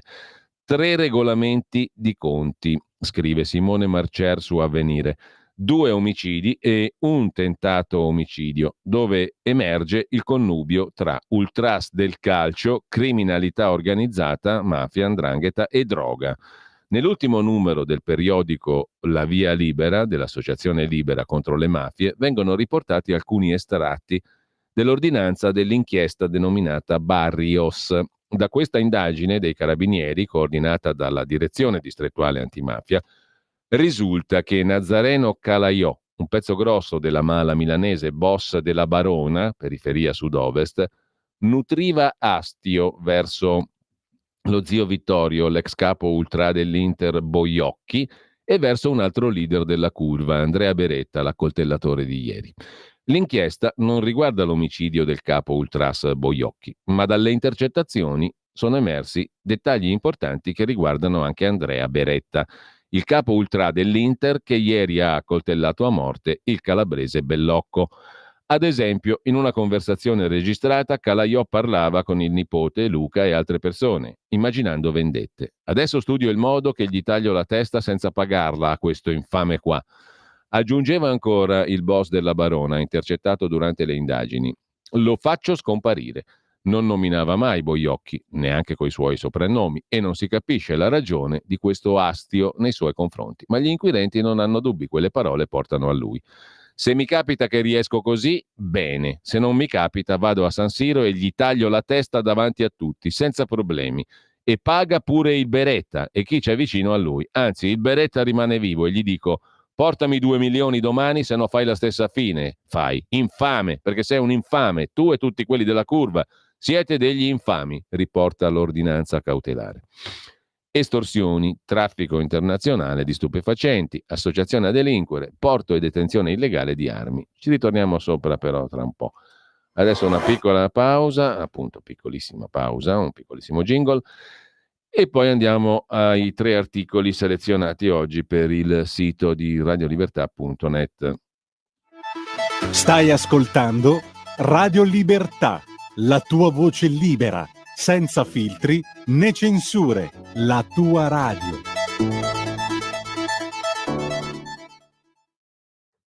Pagina 4 di Italia Oggi, il pezzo da Berlino di Roberto Giardina, imprescindibile in questi anni e mesi per capire la Germania, imprescindibile in questi giorni per capire il post-voto nei 2 Länder di Turingia e Sassonia e le sue conseguenze politiche rilevanti.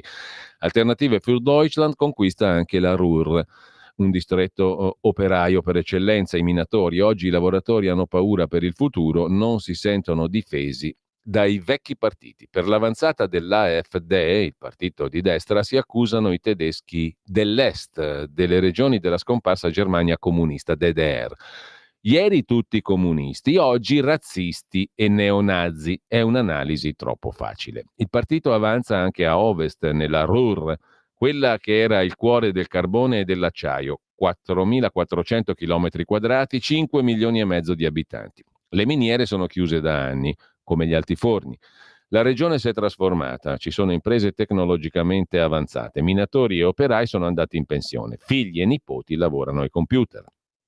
Essen nel 2019 è stata nominata capitale europea della cultura. A Oberhausen nel 1992 è stato aperto il centro commerciale più grande d'Europa, 125.000 metri quadri, 12 campi da calcio, un bacino possibile di 30 milioni di utenti contando il vicino Belgio e l'Olanda. Ma Covid e crisi economica hanno colpito duramente. Oggi i lavoratori hanno paura per il futuro, non si sentono difesi dai vecchi partiti. La regione era rossa da sempre, una riserva dell'SPD, il Partito Socialdemocratico. Oggi si vota per protesta a destra. La roccaforte di AfD è Gelsenkirchen, 266.000 abitanti. Il nome dirà poco agli italiani, ma è la città dello Schalke, la squadra di calcio che fino a ieri giocava in Europa, oggi langue in Serie B. Un altro segno del declino. Il partito di destra è giunto al secondo posto con il 21,7% alle europee, 5,3% in più rispetto al 19%. Al primo posto CDU, 23%, l'SPD è al 21%, Verdi al 7,7%, Liberali al 4,3%. Nella regione, osserva Giardina, è forte la presenza di immigrati italiani, spagnoli, molti con doppio passaporto. La DAVA, il partito degli immigrati turchi, ha ottenuto il 2,6%, una delusione. Erdogan sperava di ottenere almeno un seggio a Bruxelles. Ham ha la più alta concentrazione di musulmani in città, 181.000 abitanti. La AfD è al secondo posto col 16,8%. Nella vicina Colonia è stata costruita la più grande moschea d'Europa. Il grande sconfitto nella Ruhr è l'SPD del cancelliere Olaf Scholz, che 5 anni fa era al primo posto, 37,5%. I socialdemocratici sono considerati i principali responsabili dell'avanzata di Alternative für Deutschland. A Duisburg, oltre 500.000 di abitanti, dal 1980 al 2005 ottenevano oltre il 60%, oggi sono sotto il 40%. La colpa è del governo centrale di Berlino, ma non solo. I politici regionali hanno perso contatto con gli elettori. In passato i deputati socialdemocratici provenivano in gran parte da famiglie operaie, conoscevano i problemi dei lavoratori. Oggi vengono eletti burocrati e professionisti che non parlano il dialetto locale. Oggi, scrive ancora Roberto Giardina su Italia Oggi, le imprese temono l'importazione di prodotti cinesi. Il Made in Germany è in crisi, non solo nella Ruhr. Il politologo Karl Rudolf Korte, professore all'Università di Essen, spiega l'avanzata di AfD con la scarsa mobilitazione degli altri partiti e le condizioni economiche della regione. Migliorare il proprio status per i giovani è quasi impossibile. Il voto, più che una scelta motivata, è una vendetta contro i partiti da sempre al potere. Un terzo degli abitanti ha radici straniere, immigrati di seconda o terza generazione. È un paradosso apparente che votino per AfD accusato di razzismo. Protestano perché si fa più per i profughi appena arrivati che per loro che sono già lì da tempo. A Gelsenkirchen l'AfD è guidata da una donna, Frau Engi Zee Zacharias, nata in Albania, giunta a 6 anni con i genitori in Germania. Per lei le elezioni sono una battaglia culturale contro gli islamici che vogliono creare il califfato nella regione. Per il verde Felix Banaszak sono spiegazioni troppo semplici. Si vota per un partito razzista perché si è razzisti, dichiara l'esponente verde al settimanale Die Zeit, ma non spiega cosa si dovrebbe fare. Il sindacato per gli addetti al settore chimico e energia ha condotto un'inchiesta tra 4.200 tesserati. Il 67% ritiene che il loro lavoro oggi sia poco considerato e poco tutelato dalla politica. L'84% ritiene che vengono trascurati i temi per i lavoratori dell'industria e lamentano poca sensibilità, specie da parte del Partito dei Verdi, scrive Roberto Giardina su Italia Oggi. Sulla questione tedesca, invece, una donna chiamata Cavallo, potremmo intitolarla così, è l'italiana che guida il sindacato alla Volkswagen, dove le vendite sono cadute del 500.000 auto in tutta la Germania. Il negoziato sulla prima chiusura di una fabbrica in Germania. Questa donna si chiama Daniela Cavallo, 49 anni, presidente del consiglio di fabbrica di Volkswagen. C'è un'italiana, scrive Mara Gergolet oggi sul Corriere della Sera, pagina 33, c'è un'italiana che parla calabrese a gestire la grande crisi e lo scontro nella Volkswagen, che forse per la prima volta nella storia dovrà chiudere uno stabilimento in Germania. Una donna chiamata Cavallo, per fare una battuta facilissima, e si chiama infatti Daniela Cavallo, 49 anni, è la presidente del consiglio di fabbrica, cioè la rappresentante dei 600.000 dipendenti Volkswagen, la più importante e potente sindacalista della Germania. Al Chief Executive Officer Oliver Blume, che nei giorni scorsi ha annunciato che la Volkswagen toglierà le garanzie per i posti di lavoro di 110.000 dipendenti tedeschi, ha risposto: il consiglio di amministrazione ha fallito, la conseguenza è un attacco ai nostri posti di lavoro, sedi e contratti collettivi.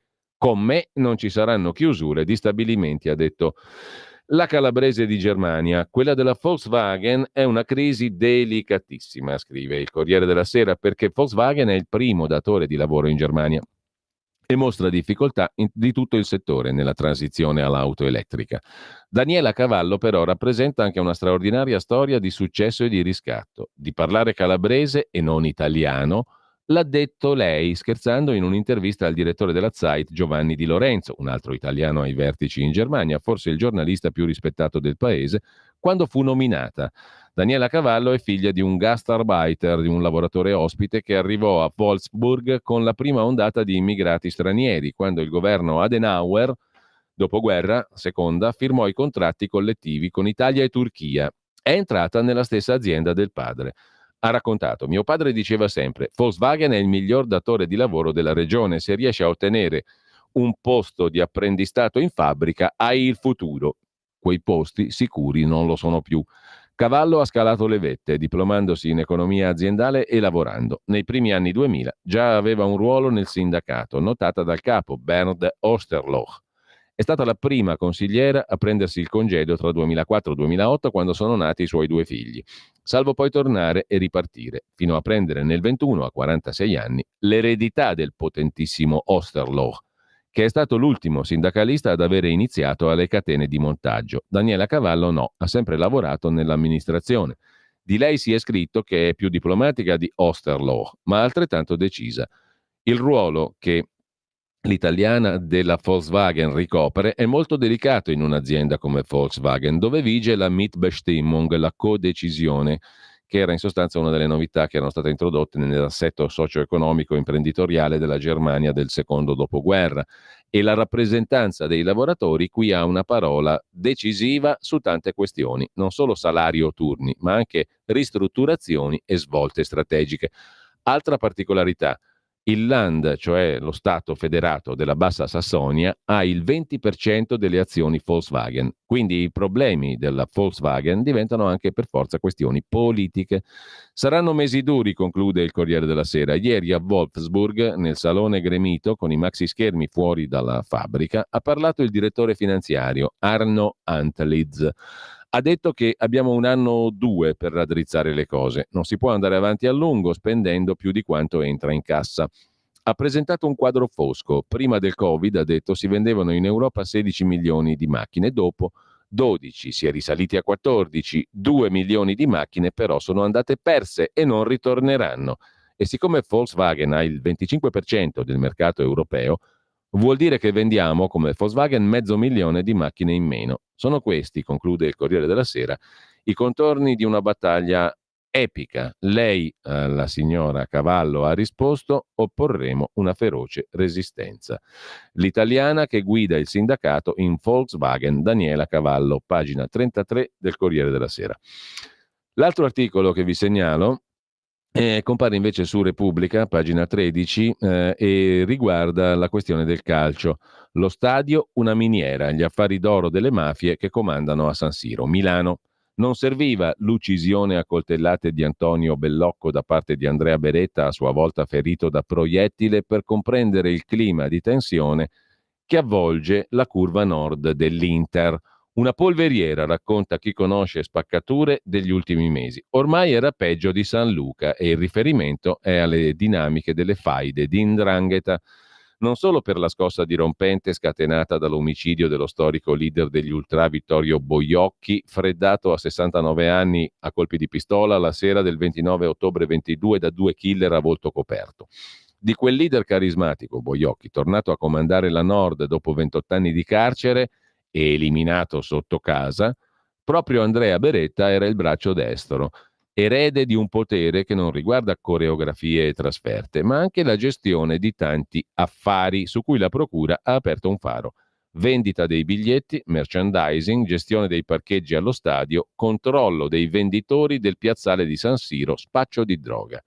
L'arrivo dal cuore della Calabria, dal gota delle famiglie 'ndranghettiste, di Antonio Bellocco, la vittima di ieri, da oltre 1 anno presenza costante nell'organigramma della curva, non poteva che acuire le tensioni. Morto Boiocchi, ecco l'irresistibile ascesa di Marco Ferdico, sempre al fianco dell'erede dell'andrina di 'ndrangheta di Rosarno, Bellocco.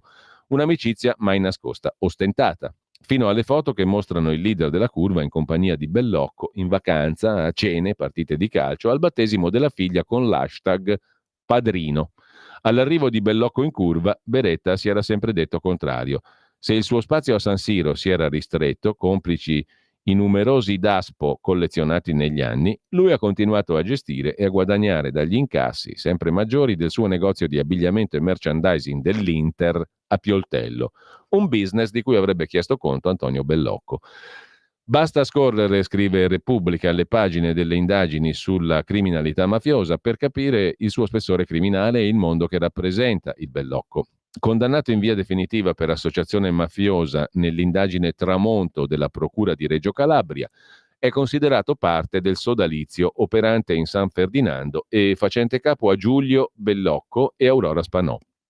Padre, morto di tumore a 72 anni nel carcere di Opera, al carcere duro 41 bis, e madre, detenuta con diverse pesanti condanne, di Antonio. Un nome, quello dei Bellocco, che fa terra bruciata in curva. Beretta se n'è sempre detto amico, ma intanto deve fare un passo indietro. Buon viso a cattivo gioco, indebolito dalla morte violenta del suo sodale, Boiocchi. Anche altri gruppi storici perdono potere, finiscono ai margini gli irriducibili capeggiati da Domenico Bosa, Mimmo Hammer, leader del gruppo di estrema destra degli Hammerskin, che pure vanta solidissime relazioni criminali con il clan Pompeo di Bruzzano, Milano, e una condanna per estorsione aggravata dal metodo mafioso. Di rapporti non occasionali tra esponenti delle tifoserie organizzate di squadre di calcio e soggetti mafiosi, e in analoghi contesti tra tifoserie e gruppi eversivi, aveva parlato un anno fa, in audizione alla Commissione parlamentare antimafia, il procuratore di Milano, Marcello Viola. Il fenomeno non riguarda solo la criminalità organizzata, ma anche, appunto, gruppi eversivi nazionali, con profili di infiltrazione delle tifoserie e, in alcuni limitati casi, delle stesse società, con attività delittuose di controllo del territorio in maniera concreta. Controllo dei parcheggi, rivendita biglietti, attività di ristorazione. Come l'omicidio di Vittorio Boiocchi sulla sponda rossonera, resta insoluto l'agguato del 12 aprile 2019 a un uomo della curva, in questo caso Milan, Enzo Anghinelli, colpito alla testa da colpo di pistola a Porta Romana, in pieno centro di Milano, vivo per miracolo. Quel mancato delitto aveva svelato scenari criminali. La curva è una miniera d'oro, diceva intercettato il boss della Barona, Nazareno Calaiò, che aveva puntato agli affari dello stadio, dove leader della Curva Sud resta Luca Lucci, condannato a 6 anni e 4 mesi per traffico droga. Da tempo gli investigatori monitorano le mire dell''ndrangheta anche sulla curva del Milan. Le violenze, dalla spedizione punitiva ai danni di uno spacciatore a Motta Visconti, al pestaggio del personal trainer Cristiano Iovino a Milano, alla presenza di Fedez e dei suoi bodyguard ultras, e gli affari comuni tra esponenti delle due curve. Una pace tra opposte tifoserie rosso-nerazzurre in nome degli affari, che neanche lo sport può scalfire. Quando lo scorso maggio, conclude Repubblica, il calciatore dell'Inter, Federico Di Marco, intonò un coro contro i milanisti dopo l'incontro di Champions League tra le due squadre milanesi, scatenò l'ira della curva rossonera, tanto che dovette intervenire proprio Ferdico con un video sui social, Federico, per salvare la non belligeranza tra le due curve. E questo è l'ambientino, diciamo, dello stadio di San Siro a Milano e delle relative organizzate tifoserie. Affari d'oro, mafie che comandano a San Siro, scrive Repubblica. Con questo abbiamo anche letto il terzo degli articoli per il sito di Radio Libertà. Ritorno però a questo tema perché anche l'articolo da cui ci siamo allontanati prima su Avvenire è molto interessante. Estorsioni, traffico internazionale di droga, associazione a delinquere e porto e detenzione illegale di armi. E ancora racket dei parcheggi e dei paninari davanti allo stadio, un presunto ricatto all'Inter. Boiocchi, che era stato appunto ammazzato nel 22, lo zio lo chiamavano, lo zio Vittorio, in particolare si vantava, sentite la cifra, di incassare 80.000 euro al mese dal solo pizzo sui parcheggi. Il suo nome è spuntato diverse volte nelle carte di un'inchiesta della Procura di Milano con l'ipotesi di possibili ricatti all'Inter, alla società di calcio. Sono tante le piste da seguire, molteplici gli interessi criminali da ricostruire per capire chi ha deciso che Vittorio Boiocchi, capo ultra della curva nord dell'Inter, 69 anni, 26 dei quali in carcere, doveva morire, cosa che invece non è riuscita agli aspiranti killer di Enzo Anghinelli, broker della droga contiguo agli ambienti della tifoseria organizzata del Milan, miracolosamente sopravvissuto a un agguato nel quale gli spararono 5 volte in faccia dal finestrino dell'auto mentre era fermo al semaforo in via Cadore. A Milano, ovviamente. Finì in coma e anche una volta uscitone non recuperò mai l'uso della parola con gli investigatori. Anche a Boiocchi, come ad Anghinelli, è stato teso un agguato per strada da 2 sicari in moto, che non hanno brillato per la precisione. 5 colpi di calibro 9, 1 a segno per il broker milanista. 5 colpi di 9x21, 2 a segno, presumibilmente uno mortale, per l'ex capo ultra interista, che è stato freddato davanti al cancello del suo condominio in via Fratelli Zanzottera a Figino il 30 ottobre del 22. I movimenti del 69enne Boiocchi erano limitati per via della sorveglianza speciale, che gli imponeva di tornare a casa entro le 22, oltre al divieto di andare allo stadio. Ma i suoi sicari quasi certamente sapevano dove si trovava prima della partita a San Siro, nel luogo più vicino all'Inter in cui il vecchio ultra si poteva spingere da sorvegliato speciale, il baretto davanti allo stadio, tradizionale luogo di ritrovo della tifoseria nero-azzurra, scrive Simone Marcer su Avvenire. Lasciamo questo capitolo dei fondi sostenibili etici che devono investire in armi secondo i governanti europei, abbiamo già detto prima, una cosa talmente assurda ma vera, i governi insistono e le azioni corrono, i fondi etici, i fondi di investimento sostenibili sempre più sedotti dalle armi. I ministri della difesa dell'ottima Unione Europea hanno esplicitamente chiesto agli investitori che applicano criteri etici di smetterla di negare finanziamenti alle imprese che producono armi, ma così, scrive Avvenire, la finanza etica perde la sua bussola. Intanto c'è da segnalare rapidamente l'ennesimo appello di alcuni accademici, professori universitari, Enzo Cheli, Ugo De Siervo, Vittorio Angiolini, Gaetano Azzariti, Maria Agostina Cabiddu, Paolo Caretti, Roberto Zaccaria Calvano, l'autonomia non va bene, forza la Costituzione è la premessa dello Stato arlecchino, eccetera, eccetera. Lo scrive Avvenire. Su Avvenire però c'è una roba decisamente più bella e interessante. Fede e bellezza è il titolo della rubrica che arriva alla 6ª puntata. Oggi Giuseppe Matarazzo ci parla di monasteri aperti, la rete dei cammini, l'altro turismo dell'Emilia Romagna. La vacanza spirituale da fenomeno di nicchia è diventata segmento strategico. I sentieri dello spirito attraversano anche la regione Emilia Romagna in lungo e in largo. 20 percorsi, 3.000 chilometri, 205 tappe totali. Da Bobbio, Piacenza, sulla via degli Abati, ai percorsi del Savio fra Forlì e Cesena. Da Fidenza alla scoperta della Madonna della Crocetta, al Museo Diocesano del Montefeltro di Pennabilli, Rimini, o al santuario della Beata Vergine della Salute a Solarolo, nel Ravennate. E questa qui è l'Italia indubbiamente bella che abbiamo ancora, per fortuna, intorno a noi. Mentre per andare alla questione del San Giuliano, sul Corriere della Sera c'è un fact-checking, adesso si dice così, no? Vedere se le cose corrispondono ai fatti, credo di Alessandra Arachi. Contratto, audio, telefonate, scorta, tutto quello che il povero San Giuliano piagnucolando non ha chiarito. La donna avrebbe registrato giudizi su politici, nomine, eccetera, eccetera, scrive il Corriere della Sera. Cioè, c'è tanta roba ancora da chiarire. Il ministro cercò di trovare anche a Milano un lavoro alla signora, la dottoressa, anzi Boccia, scrive Tommaso Labate, sempre sul Corriere della Sera. Telefonate a una comune coppia di amici parlamentari con cui lei ha provato a collaborare. Diversi gli eventi, le conferenze stampa sulla salute organizzate dalla dottoressa Boccia alle Camere. Aiutatemi a dare una mano a Maria Rosaria, presentiamola a qualcuno a Milano, mondo della moda, eventi. Lei è bravissima, diceva il ministro innamorato, come l'ha chiamato Libero, o non mi ricordo chi oggi, comunque un ministro innamorato diceva così ai suoi amici, cercava un lavoro alla sua amante, che non è una roba così stramba, diciamo la verità. Comunque, per quanto concerne i balneari, le gare sono state rinviate al 2027, chi vince pagherà un indennizzo, il Consiglio dei Ministri ha varato la proroga, e poi c'è questa roba oscena, francamente, di Aldo Cazzullo che straintervista a stradiffusione, a straprofusione, 2 pagine piene di roba, Tony Blair, ma su questo ci siamo già criticamente espressi. E poi c'è anche sul Corriere della Sera l'autunno caldo della Lega di Salvini, che mobilita la base per Pontida e per Palermo, dove è ancora in corso il processo contro di lui per aver fermato la famosa nave di immigranti, che poi è sbarcata comunque, tra l'altro cose assurde veramente. Comunque, spinta sull'autonomia, il leader ribadisce presto farà una visita anche a Umberto Bossi, che è in ottima salute, peraltro, alla facciazza di Dagospia che l'aveva dato per defunto. Comunque, sul Corriere della Sera c'è anche da segnalare un altro articolo che ci riporta nella vicenda calcio, i fratelli della curva, dal calcetto agli affari, i sospetti, le cosche mafiose, la confessione del killer, da giorni giravo armate, insomma il bel ambientino del calcio italiano e soprattutto milanese. Inter es in primo piano, ma anche Milan.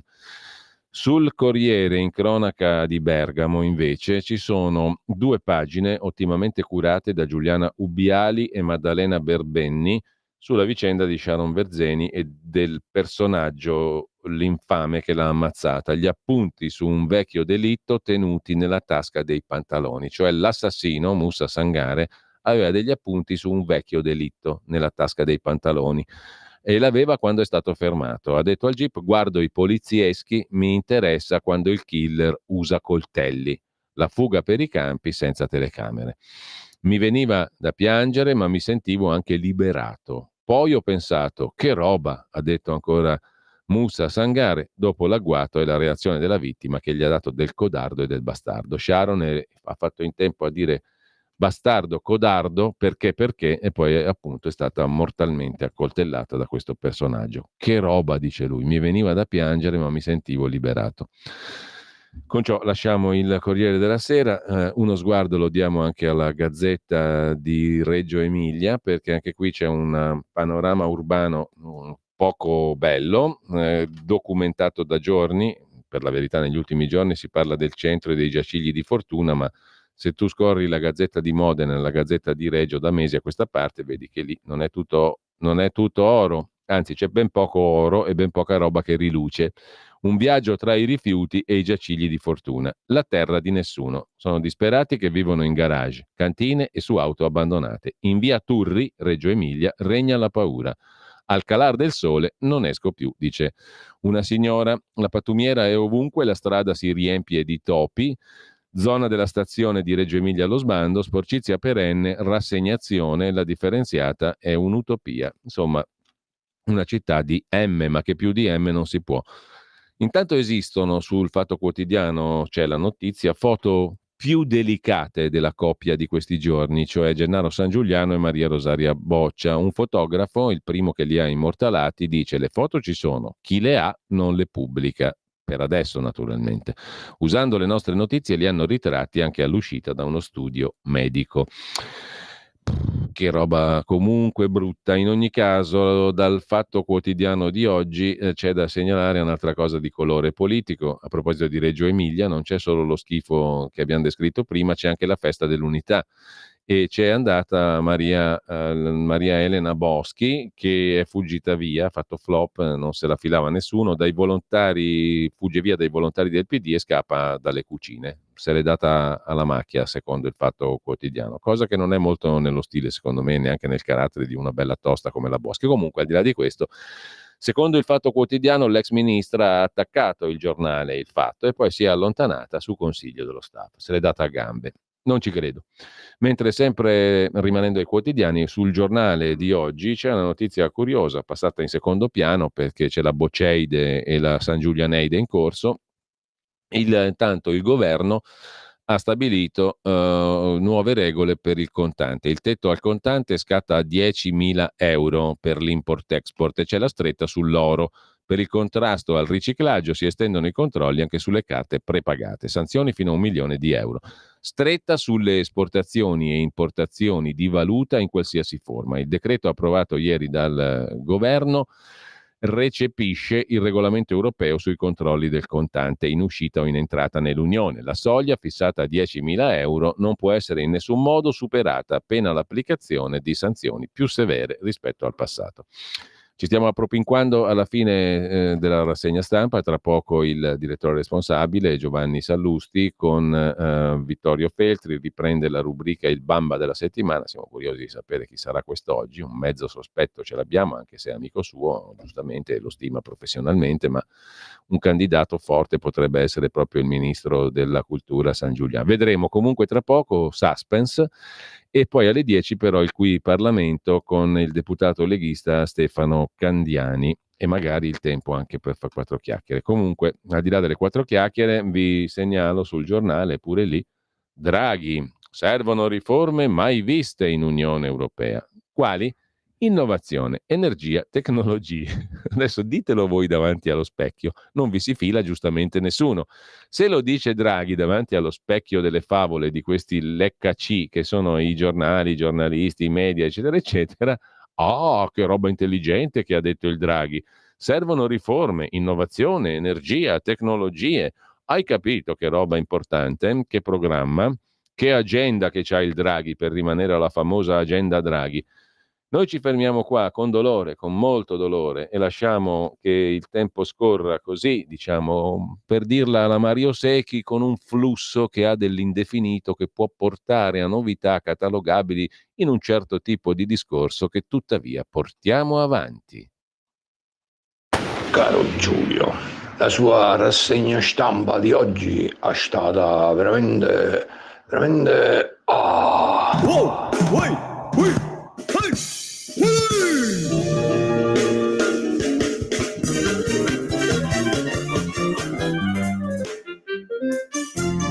Perché la terra dei chiacchi è la terra dei chiacchi. Giusto?